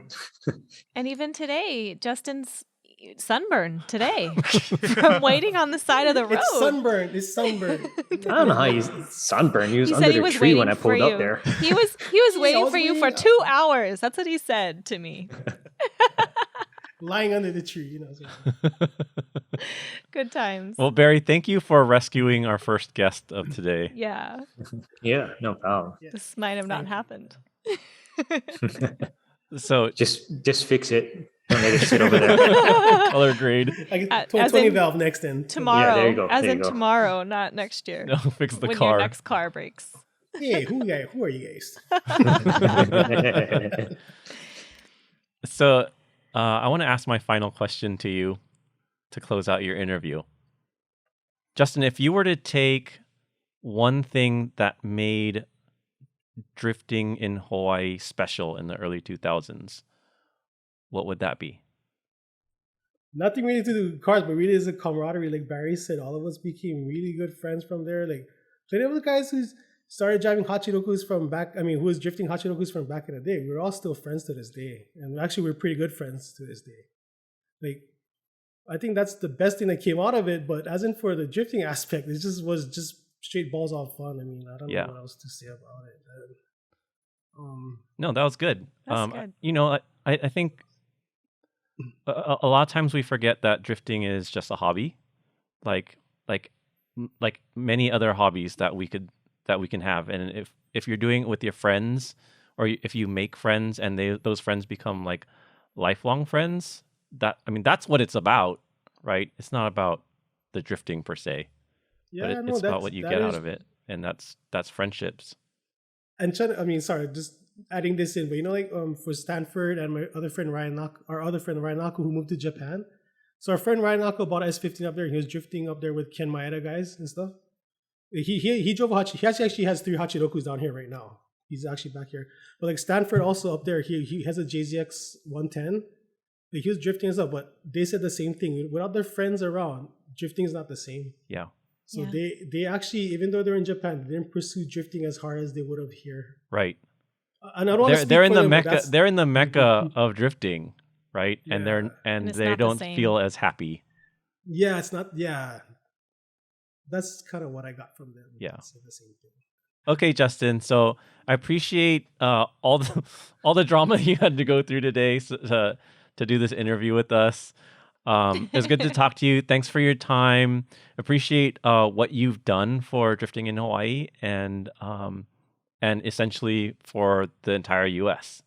You like ushered in a really good Hachiroku drifting style, and that was really hard to do at the time that you did it, and even to today's standards, 20 plus years later, it's still very impressive what you did back then. So, thank you. Well, thank you very much, and I thank everybody who helped me on the way. So. Yep. Yeah. Thank you, Justin. Oh, thank you, guys.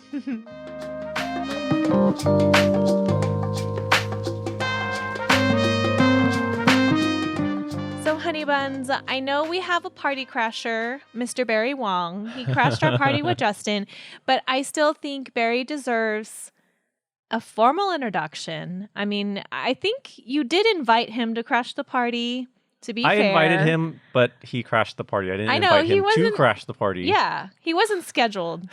So he's the party crasher. But tell me, why do we have Dear Barry on? So I've known Barry for a really long time because we met in 2004 when he became my teammate on Team Cause when we were doing Formula D. Go S13. Yeah, and so Barry's been an OG in drifting in Hawaii, and like we've already established, he had a Hachiroku, then he had his S13, and I think that's where he really became famous with his S13. He had a black S13, always had the big Cause on the side, and he became one of the best drifters in Hawaii. So I wanted to have him on because I think he's important to what they established there on the island.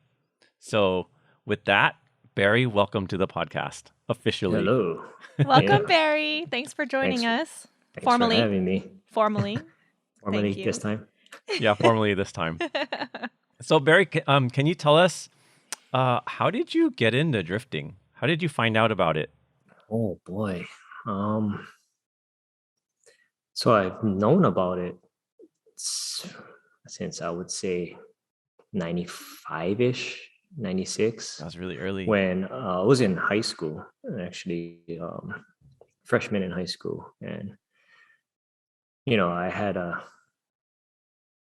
turbo Toyota truck, one of the original factory turbo trucks. Nice. I don't remember there were turbo Toyota trucks. 85, 86, 87. Really? Factory turbo.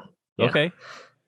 But yeah, I had one of those, and that was the era of freeway racing, and in trucks. Everybody wanted, in cars. That was anything. when the Integra GSRs just came out and whatnot. Yeah. So everybody was racing, and I just so happened to have a turbo Toyota truck, and I'd keep up with those guys on the freeway. Yeah. So it was fun. Sleeper. Being in high school, don't have money really. Yeah, you race whatever you're driving around. Right, and I wanted parts. So I actually, through a friend, Kari Yoshi, I don't know if you know who that is. No. I knew him, and he ended up working at a local shop that was a high performance shop down here called Hyper Sports. Yes. And that's how I met, Travis Higa, the owner. And I would hang out over there, and next you know it, I'm working over there part-time on the weekends after school. I didn't know you worked at Hyper Sports. Yeah, and I was one of the first really employee that wasn't really a friend. Okay. They all knew each other. They're all older than me. Yeah. And I'd go over there and work for parts. Nice. Nice. So, what a dream employee. And they used to have a TV in the wall, right? We're going on to how I found out about drifting. It's a long way to get there. And they would play option videos. Nice. And I watch, and I see the guys drifting in on the mountains and whatnot, and track racing. And I'm like, that looks fun. I try it here and there with the truck, and I could do like a U-turn, but connecting things, that's another story, right? Yeah. And then kind of start from there, and then I kind of shied away from it, did other stuff with cars, and I had a few Toyota Corolla liftbacks, like an 80. You had a few? I had a couple. Okay. Yeah. And these were not Hachirokus, you said. Not early. This was the ones before that.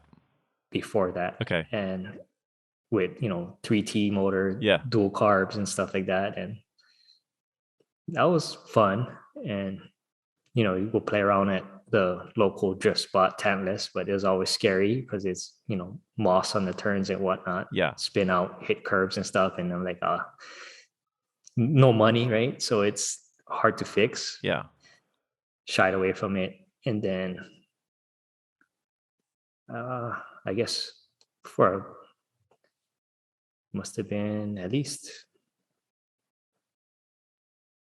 almost 10 years, maybe roughly. Now a little less than 10, maybe 8, when there was drifting at the track in Hawaii. And they're like, hey, that's a lot better because it's, you can go fast and it's a little more open than being on the street. You don't have to worry about, cops or anything like that hitting other people besides other people that are drifting. Yeah. And it kind of evolved from there. And at that point, were you still in your truck? You had your Hachiroku then, right? I had my Hachiroku then after. How did you first one. How did you get into Hachirokus? I just so happened to come across one of my friends that was selling it, and he needed money, I guess. And I forget how much I bought it for. It was a 85 coupe.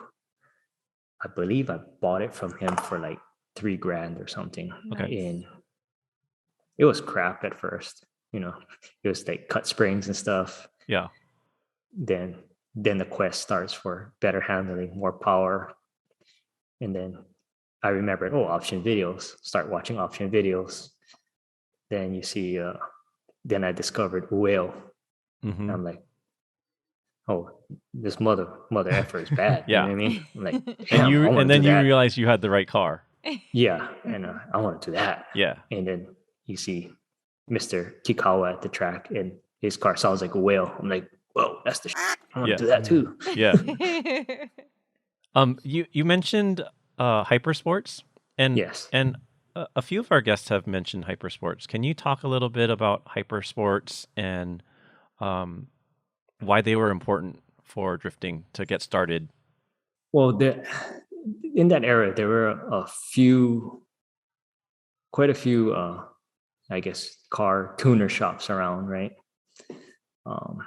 Hypersports were one of the originals, and they were started off with the whole Honda thing, right?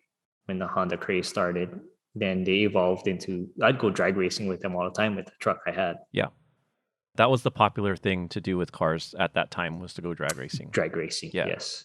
And that was like pre-internet times, right? Yeah. Where you want a part, you got to look through a catalog. Yeah. And they had the connections to get whatever you needed from Japan and different things, and connections to, the mainland for parts for whatever you need, right? And that was the time of Honda stuff would be like JG Engine Dynamics, Bullfrog Racing Cams, DC Sports. I haven't heard those names in a while. Throwbacks. JG. Yeah. Yeah, I mean, I drag race my 240 too. So I did too, actually. I'd stay at the track all day drifting, and then my friends would come with the Hondas to drag race, and why pay to get in again at night? I just hang out there even longer. It's kind of like at the movies when you watch the next movie. Yeah. And I go drag race. I go from drifting all day, throw slicks on my 240, and go drag racing. And what's your best quarter mile? 1160. No, that's good. 120. Are you serious? But I was on slicks though. Oh yeah, you're on slicks. But dang, that's dope. Yeah. Props. And that was the old motor. That motor was less than 400, I think. I was on a loaner motor at that time because you said I blew up. I don't know how many. You have that magic 400 that you were trying to hit, right? Yeah.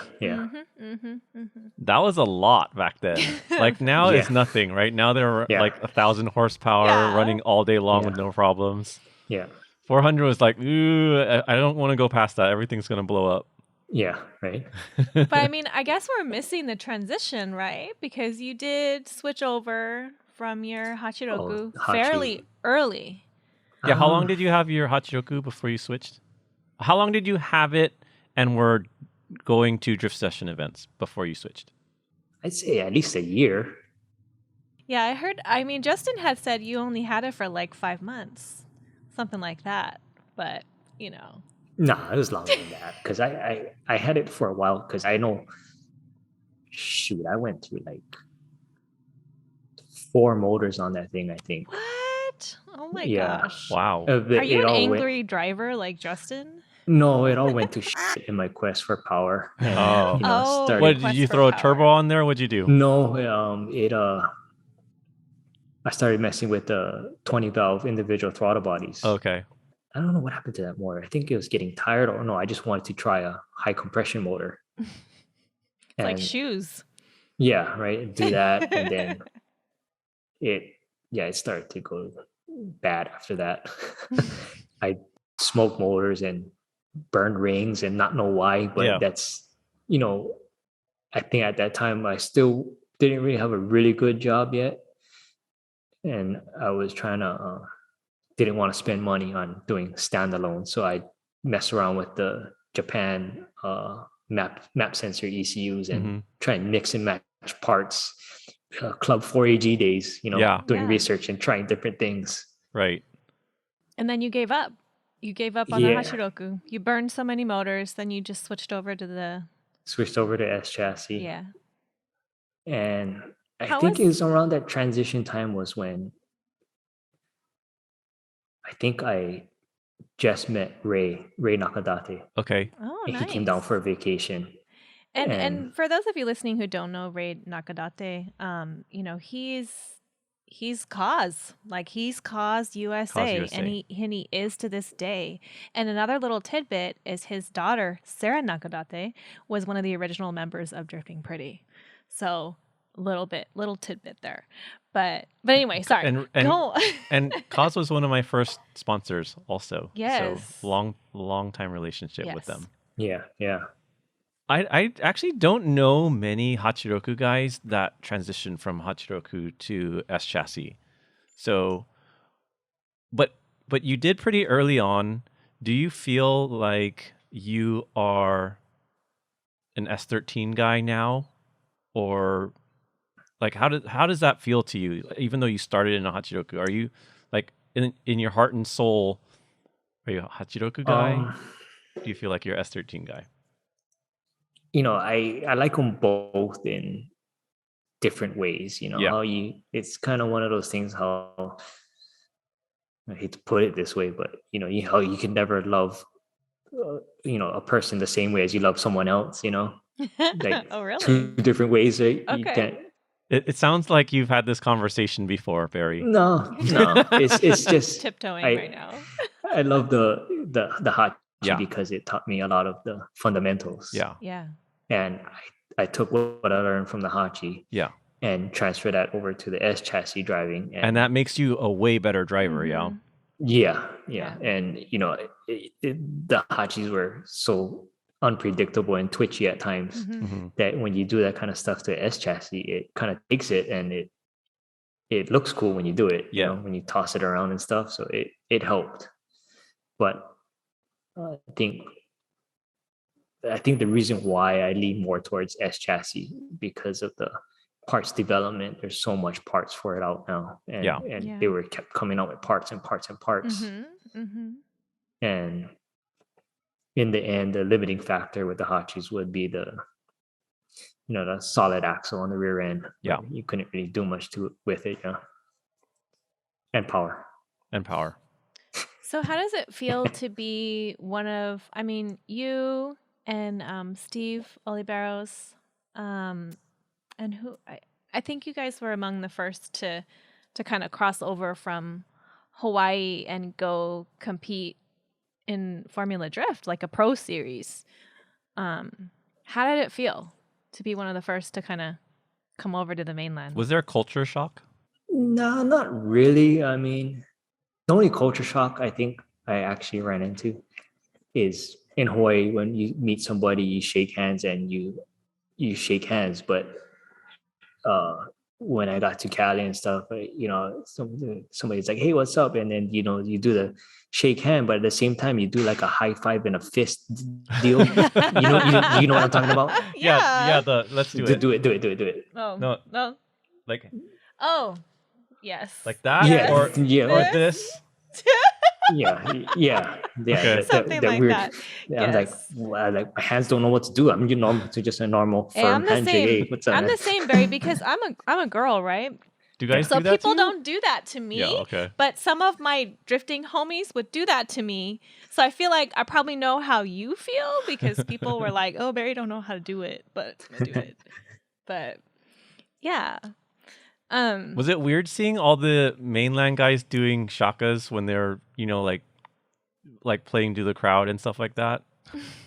No, not really. Okay. I mean, I always wondered that because I was like, there's a lot of people doing shakas and none of them are from Hawaii. Yeah, I mean, not really. I see it all the time, so it doesn't really dawn on me. You know, like if I fly out, fly out, and I'm there. It's sometimes I would forget I'm in Cali or wherever we are. You know. Yeah. So it wasn't weird to see a shaka in like Georgia. No. Cool. I think more than half the time I was like jet lagged, like a mother. You know. Yeah. Yeah. Did you like drifting in the mainland, or do you like it better at home? It was fun in the mainland. It was a good experience. Be real. I'm not gonna get offended or anything. It got to the point I'd much have rather have done it to just go out there and have fun rather than to compete. Yeah. When it came to competition, there's a lot of pressure and a lot of people to try and keep happy. Yeah. And it started to take the fun away from it for me. And you were driving a car that wasn't yours too. Yeah. So it was, I go from my car, the way it's set up and how it feels, no matter how much I try to set up another car the exact same way. I remember you set up the same. I remember you set up your own personal car to be as close to Saji's as possible. And you did a lot of practicing when you were back home. I remember that. Yeah. You did it for several years, yeah? Formula D? Yeah. I think we did it up until the point to where you see the Falcon cars coming out with like $50,000 spare motors on the trailer. Yeah. And it's at that point to where no privateer or anybody could really come out and really keep up and do well. It got pushed beyond the point to where normal people would be able to go and have fun. Yeah. Yeah. I mean, good for the industry that it grew and the sport, but somewhat bad at the same time, Yeah. No, we know. That's kind of the same what happened to import drag racing. Yeah. Same. The huge builds, like it was about like how much money you could pour into it. Yeah. I do remember being on the mainland and having that kind of close friendships with everyone, like right before like professional drifting started. And I think once that started, it stopped. We started becoming really competitive with each other, and that sense of like friendship and family was not the same after that. Right. And like we would start doing things to our cars and not sharing what we were doing, or like start driving a certain way and not telling each other what we're doing. And it was kind of I like that kind of killed it for me too. Like all the things that you felt, keeping your sponsors happy, feeling terrible when something went bad at an event, even though it wasn't your fault. Like all of those things killed it for me. But I think that was the big one for me was it didn't feel the same anymore. Right. I mean, you would see some of the camaraderie. I would see it, when we'd fly up and somebody's car would break, you see other teams trying to help and put things together. One of the guys that ended up being pretty good friends with after a while was Gary Castillo. Yeah. Yeah. And shout out to Gary. He was always down to earth, and something happens, he's down to help. And and so there was I don't mean to say that like all of that was gone. There was we were all helping each other, lending people our cars when they needed it. But like what I'm saying is the experience that you had when you went back home, that's what it was. That's what it was for us before Formula D. Yeah. And so, but yeah, that's cool. I want to ask you a heavy hitting question, Barry. All right. Because that's what I do here. So get ready. Boy. All right. So I know that, we had a certain perception of Hawaii drivers, right? But what did you guys think of the mainland drivers? So in that era, what was it? There was drifting.com, right? Oh God, drifting.com. Right? Yes. And you'd see a bunch of guys on there. Yes. And for those of you that don't know drifting.com, it was just the rawest, meanest like message board online. It's just full of punks. I mean, I'm sorry if you guys listening were part of drifting.com. There were a lot of fans, but there were like trash talkers too. Super raw. Right. Yeah. Go on. Sorry. And, you go on there and whatnot. Then I discovered Still 80 Mania, right? That board. Yeah, that was a much Jump on nicer there. board. I mean, Benson's kind of a jerk, but it was nicer. And I'd look at it and, seeing what you guys were up to, what mainland guys are doing, how they were doing. And the perception I had is, I guess we were doing it for a few years already before it actually happened in Cali and it started to blow up big. So in a way, it was where I wish that Hawaii had more places to go rather than just the one track. Yeah. Where, in California, you could go to all over it, Irwindale and Fontana. And I think at that Willow time, Springs. they wouldn't even allow us to do anything at Streets of Willow. It would be, you'd be only can play on the balcony or that dirt Oval. figure eight oval thing. And Horse Thief Mile and Baby Willow wasn't even, that was out of the question. Yeah. But, just the fact that you guys could just drive to whatever track you wanted to go and go have fun is, I was jealous, because it was one thing where we had our track here. Yeah, it was fun. Yeah. It was technical. Yeah. But you drive that same thing all the time, it gets boring. And then I think at one point I suggested when I would go and practice before I'd fly up, the guy that used to run the racing school there, Tom Bryant, he let me in and I go practice before I fly up. And I started doing different things and I, going the regular way was boring. I say, I want to go backwards. So I started running the track backwards and that became one of the things where at our events we'd go, counterclockwise for part of the day. And then the next part of the day, switch it back to the other way. Yeah. Make everybody's tires last longer too, because that's sweeper. Yeah. Wear it evenly. Yeah.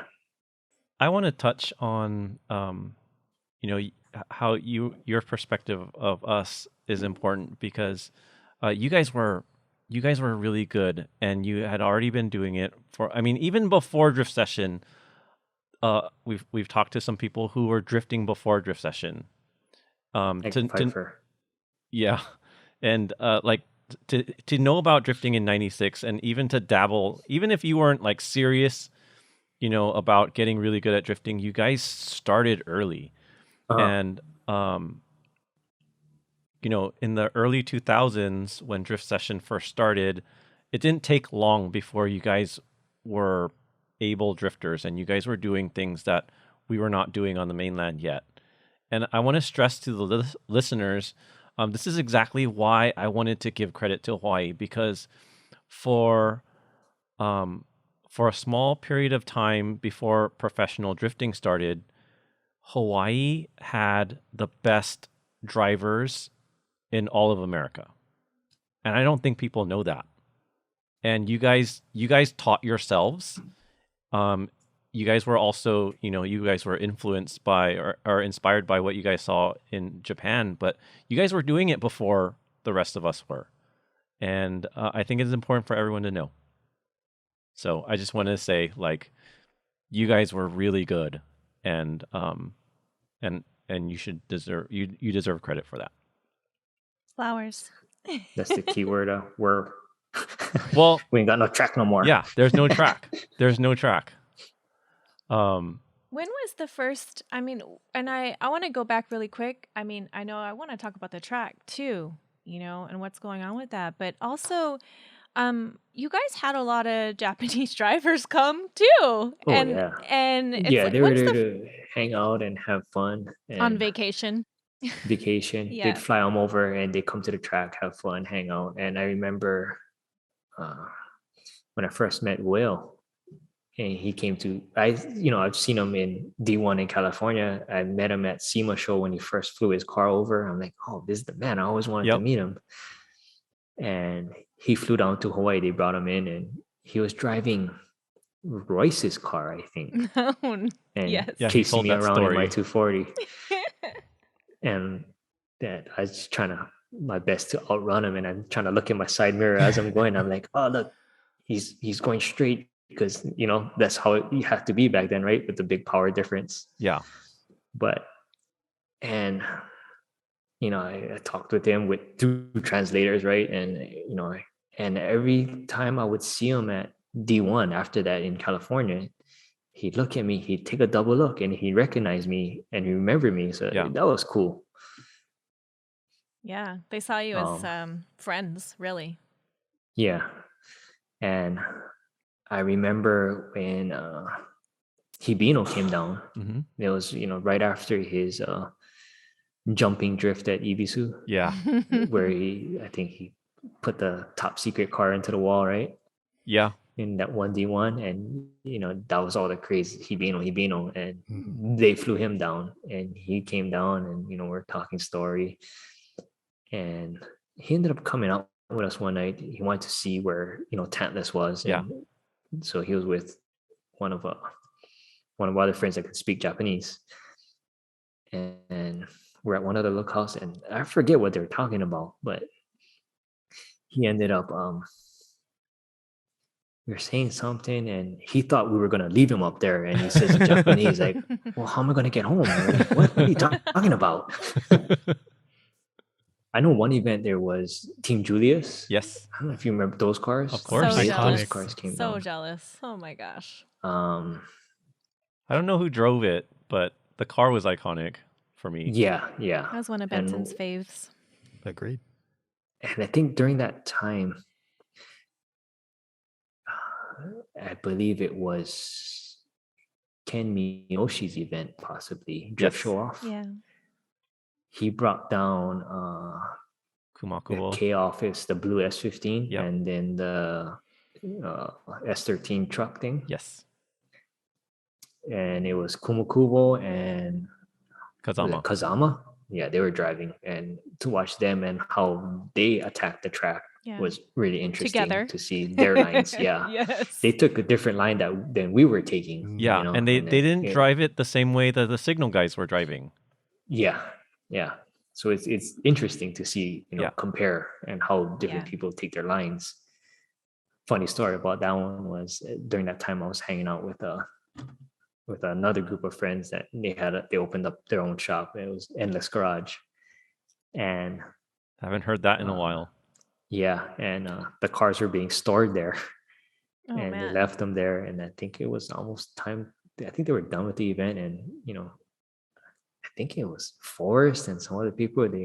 The keys were in it, so they took it up and down the road to see what it's got. Oh my gosh. Yeah, it's interesting to see. You look at the car, you look at the setup, and I looked inside and you see a brake bias valve, and like, what is that in there? And they drove it, and you could see that they step on the foot brake, and for some reason it was giving more rear bias than the front. So it's like they would use foot brake to lock up instead of e-brake, or it's one of those things. It was pretty early into it to try and figure out what the heck were they doing and why. You know? Yeah. You guys are spies.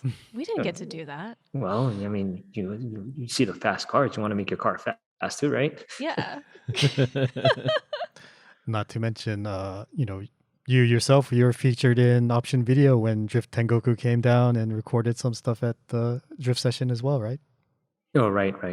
Yeah, and I think Kenji was with Kenji Drift Yamanaka. Tengoku. Yeah. He came down quite a bit. He was always fun. And funny story about him is his son Mao.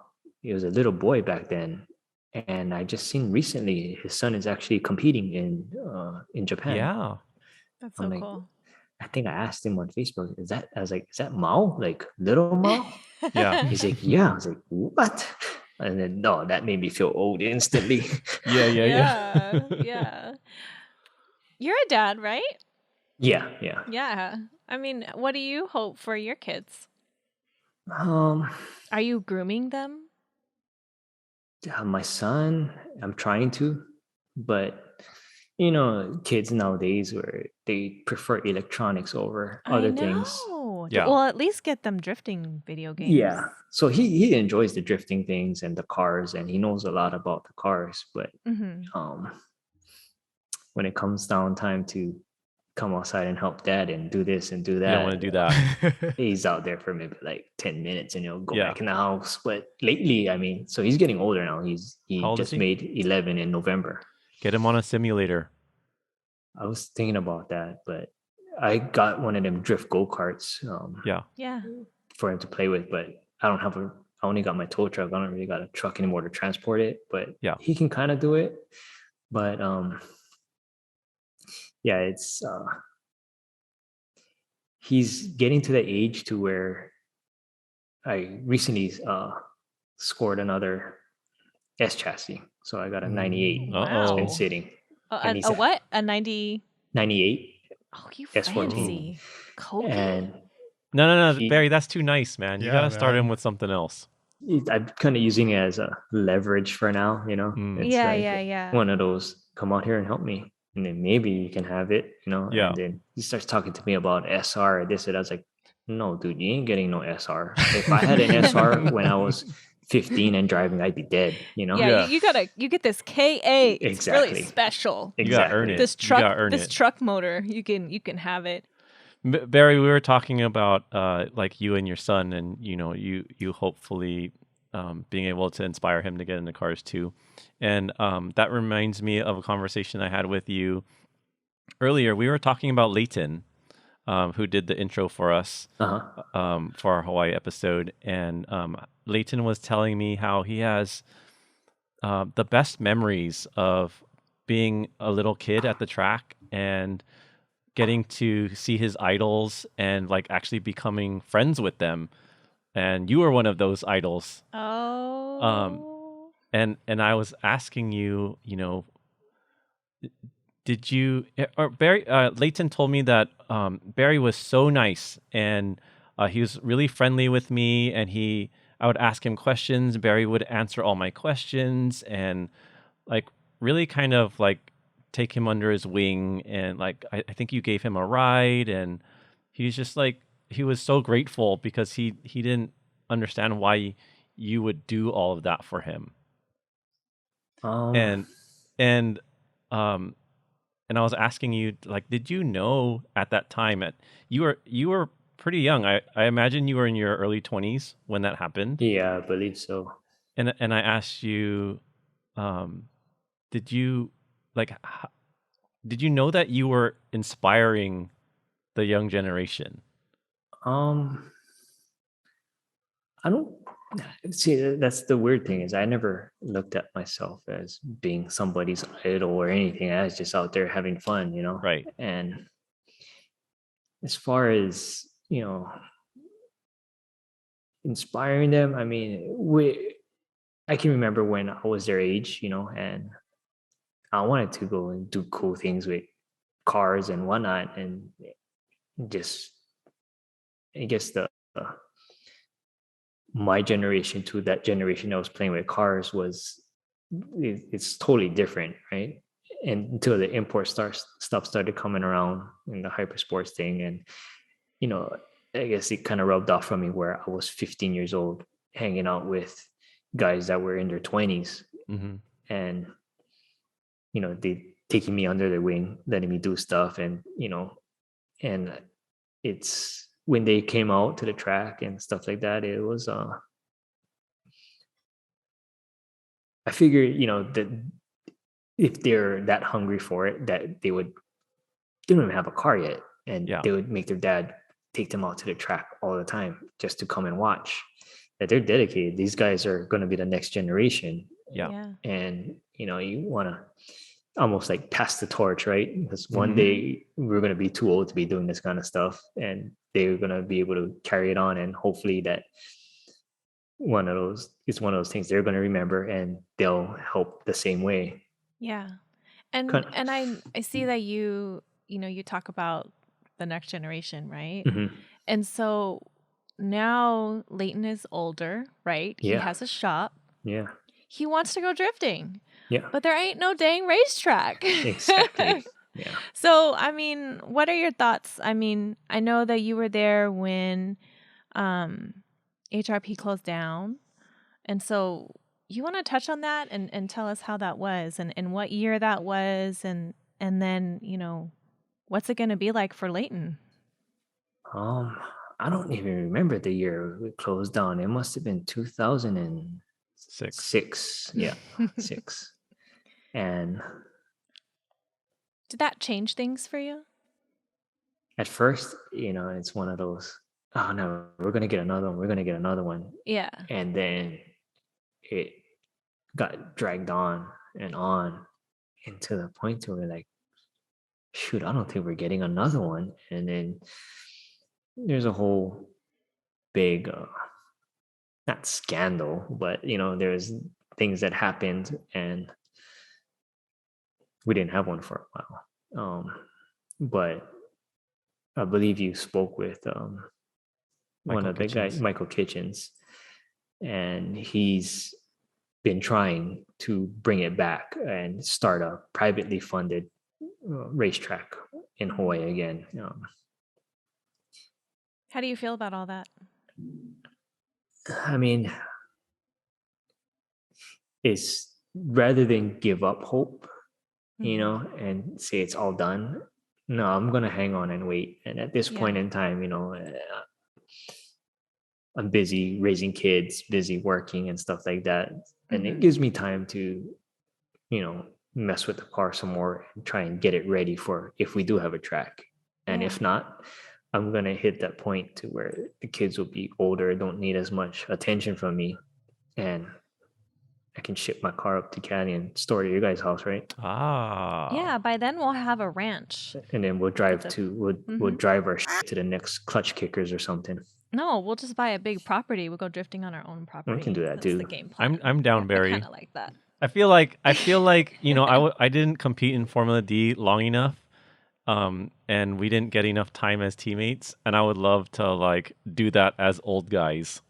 Just drift together. Yeah, y'all better ship over missiles because old guys can't drift. Okay. So, but you've kept your car, and I see that you're always working on it. Your S13.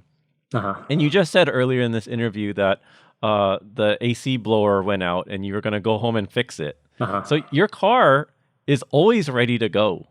Yeah. And always. is that representative of the hope that you have for a new track to be available to you guys? Or is it just like a car guy like wanting to keep his car in good condition? Kind of. I'm real OCD with if my shit's broken, like I can't stand it. Like I need to fix it, you know, and I can't sleep until I fix it. And it's one of those things. Got it. But also I think like drifting, I mean, for Benson mentioned earlier that, you know, drifting could be considered like a hobby for some of us, but like I also think of it as like a lifestyle, right? Where it's never going to really go out of my life. Like it's always going to be a part of my life. Whether and I know some people, they sell their cars, you know, they close that chapter, but like, I'm not going to sell my S13 ever. That'll be in my like my estate, you know, like it's always going to be there because that's just a part of me. I mean, is that your lifestyle as well? Because you acquired another S chassis. Yeah. So I mean, pretty much. I mean, there's no better thing than burning out and going fast, you know? Yeah. So especially when you're a dad with multiple kids, right? Like it's easy to get lost in like that world of I'm a dad. I have to do everything for my kids. And you kind of, it's easy to lose touch with like, hey, you're a badass drifter too, you know? Yeah. So the funny thing too is my son's discovering like YouTube videos and looking for videos of me from before or whatnot. And it's like, so sweet. I kind of just... A good thing that you didn't do a lot of Tantalus stuff. Yeah. But you know, when I take them out in the car, we go in the family car, right? The first gen, the Aristo. Yeah. And we have some fun in that, and you know, it's a dope family car. Yeah, I may or may not give my kids rides on the freeway on ramps. Yeah, right. one of those deals. You get the giggles and Yes, Yeah. the giggles is right, and then do it again. That's the best. Yeah. Those giggles are the the best. funny thing too is, they're so young, but when I was their age, and if I would go to school and I tell my friends, oh, my dad does this with his car or does that with his car, was really fast, the kids might think they're just lying, but they're really telling them the truth. And it's so out of the ordinary, but to them it's normal, right? Our kids, it's just normal, but it's what they don't realize, that it's totally not normal. Yes, exactly. But that's the beauty in it, right? Like, you teach them like that's the norm for our family. Yeah. I love it. Okay, Barry, what do you want your kids to know about Dad and his drifting experiences? What kind of legacy are you leaving? And this includes your daughter, right? Your daughter might not get into drifting. What if she's like more into it than your son? Funny story is, she's more down to help me wrench and fix stuff than my son is. Then forget your son. Don't forget your son. No, groom your daughter to go drifting. Dang it. I'll do both of them, but it's okay. So let's just say, one, what do you want them to know about your involvement with drifting? And two, if they don't care about drifting at all or cars, what do you want them to learn from your experiences with drifting? I think it's, my experiences, it would be, I had a passion or a dream, right? And I followed it and did whatever I needed to do to make that happen. And so I would want them to, same as any other parent would want them to follow their passion and what they want to do and have no regrets about it. And and learn from the experience and just experience it, because it was a amazing experience for me, and for us to have been there from the beginning where it all started, to see where it started, rather than we jump in later on when it's big. You can see it, how it evolved into what it is today. And so you mentioned following your dreams and having no regrets and going for it. I remember you when you were driving for Cause, and how you would fly over and you would come and you would wrench on the cars, even though you were jet lagged, even though even though the car has been here for months. You came and you worked and you didn't complain. And I was a spoiled brat, and I was like, man, I don't want to work on a car. If I wanted to work on a car, I'll fix my own car. I had a different outlook on it. But you had a really good work ethic, and you kept your head down, and you worked hard, and you made sure that you gave it your everything. And if your kids ever listen to this, I want them to know that that was your mentality and that was your work ethic. Right. Yeah, I mean, it's one of those things, right? I guess I kind of felt bad to just sit back and watch somebody work on the car. And I'm always going to want to help and make sure it's done this way, that way, the way I want it. And you were also, I think you were also showing appreciation for the opportunity you were given. And you were not just there to drive, being a prince. To me, it was just like being at home. It was just fun, Yeah. And I tried to keep it fun as much as I could. Yeah. Nice. Okay. And my last question is, Barry, what do you want to say to the young generation of car guys in Hawaii that are into Japanese cars, like Japanese rear-wheel drive cars, people that are buying imported cars from Layton, people that are still like big-time S chassis enthusiasts, Hachiroku enthusiasts? What do you have to say to those guys who are just like eagerly waiting for an outlet for their car passions? With they don't have a track; they're just kind of just in limbo right now. Save your money and invest it. Not spend it on their cars? No, I mean, I think it's one of those things where if if they want something, you know, they're gonna do what it takes to get it. And I think just the main thing I can maybe would stress the most is, you know, don't spend everything you have on your car. You know, it's your hobby. You make it your life. It'll get old fast. You make it a part of your life, yeah. And I guess pursue I guess bigger things too, more than just cars. Yeah, is what I would probably say. And in like anything with cars, you know, you don't have a good job, have something, you're not going to be able to have what you want. So, you know, the cars it'll follow, I guess. Yeah, what I'm saying. That sounds like good advice that comes from experience of an older man. Oh yeah, I mean, dude, if I was to figure out, I don't even want to think of all the money I wasted on cars and car stuff, what I could have bought by now, you know? Yeah. But I mean, it was fun at the time. Yeah, definitely. But I mean, live for the moment. Yeah. For a little bit you can, but you do it all the time, you'd be broke. Yeah. Do you think that people should keep up their hopes for a track on Hawaii? Oh yeah. In Oahu, I should say. Oh yeah. I mean, you give up hope for it and nobody make any noise, nobody talk about it, nobody say anything, we're definitely going to have nothing, you know. It's not going to happen. Yeah. And you keep talk about it, you keep it up, sooner or later someone is going to have the right connections or enough connections or the right ones to make it happen. Yeah. All right, Barry. Well, thank you so much for, number one, saving our other guest, Justin, from... Again. You know. Again, one more time. And thank you so much for just being so candid with us and taking time away to talk to us and, you know, give us a glimpse inside drifting in Hawaii. Like, thank you so much. Thanks for having me. We don't know anything. So now I feel like I know something. So thank you. Yeah, it's been a while since I've seen you guys too. So don't say how many years. It's been a minute. Yeah, it's been a while. It's been a while. Yeah, don't ask Justin for dates. We don't want to know. I know. I know he knows the exact time. 2000 something. Yeah, 2000 something. We'll leave it at that, you know?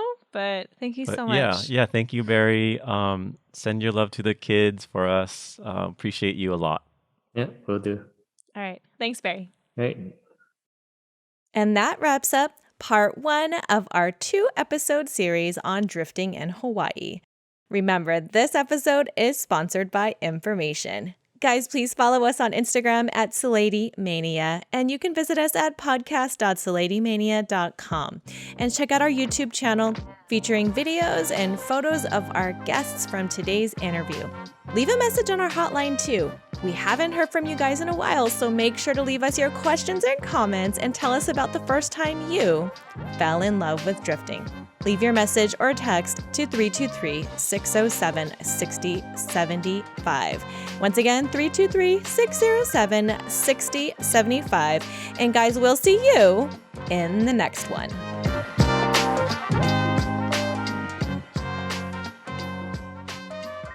I don't know how to sing these things, man. Like, I just kind of play.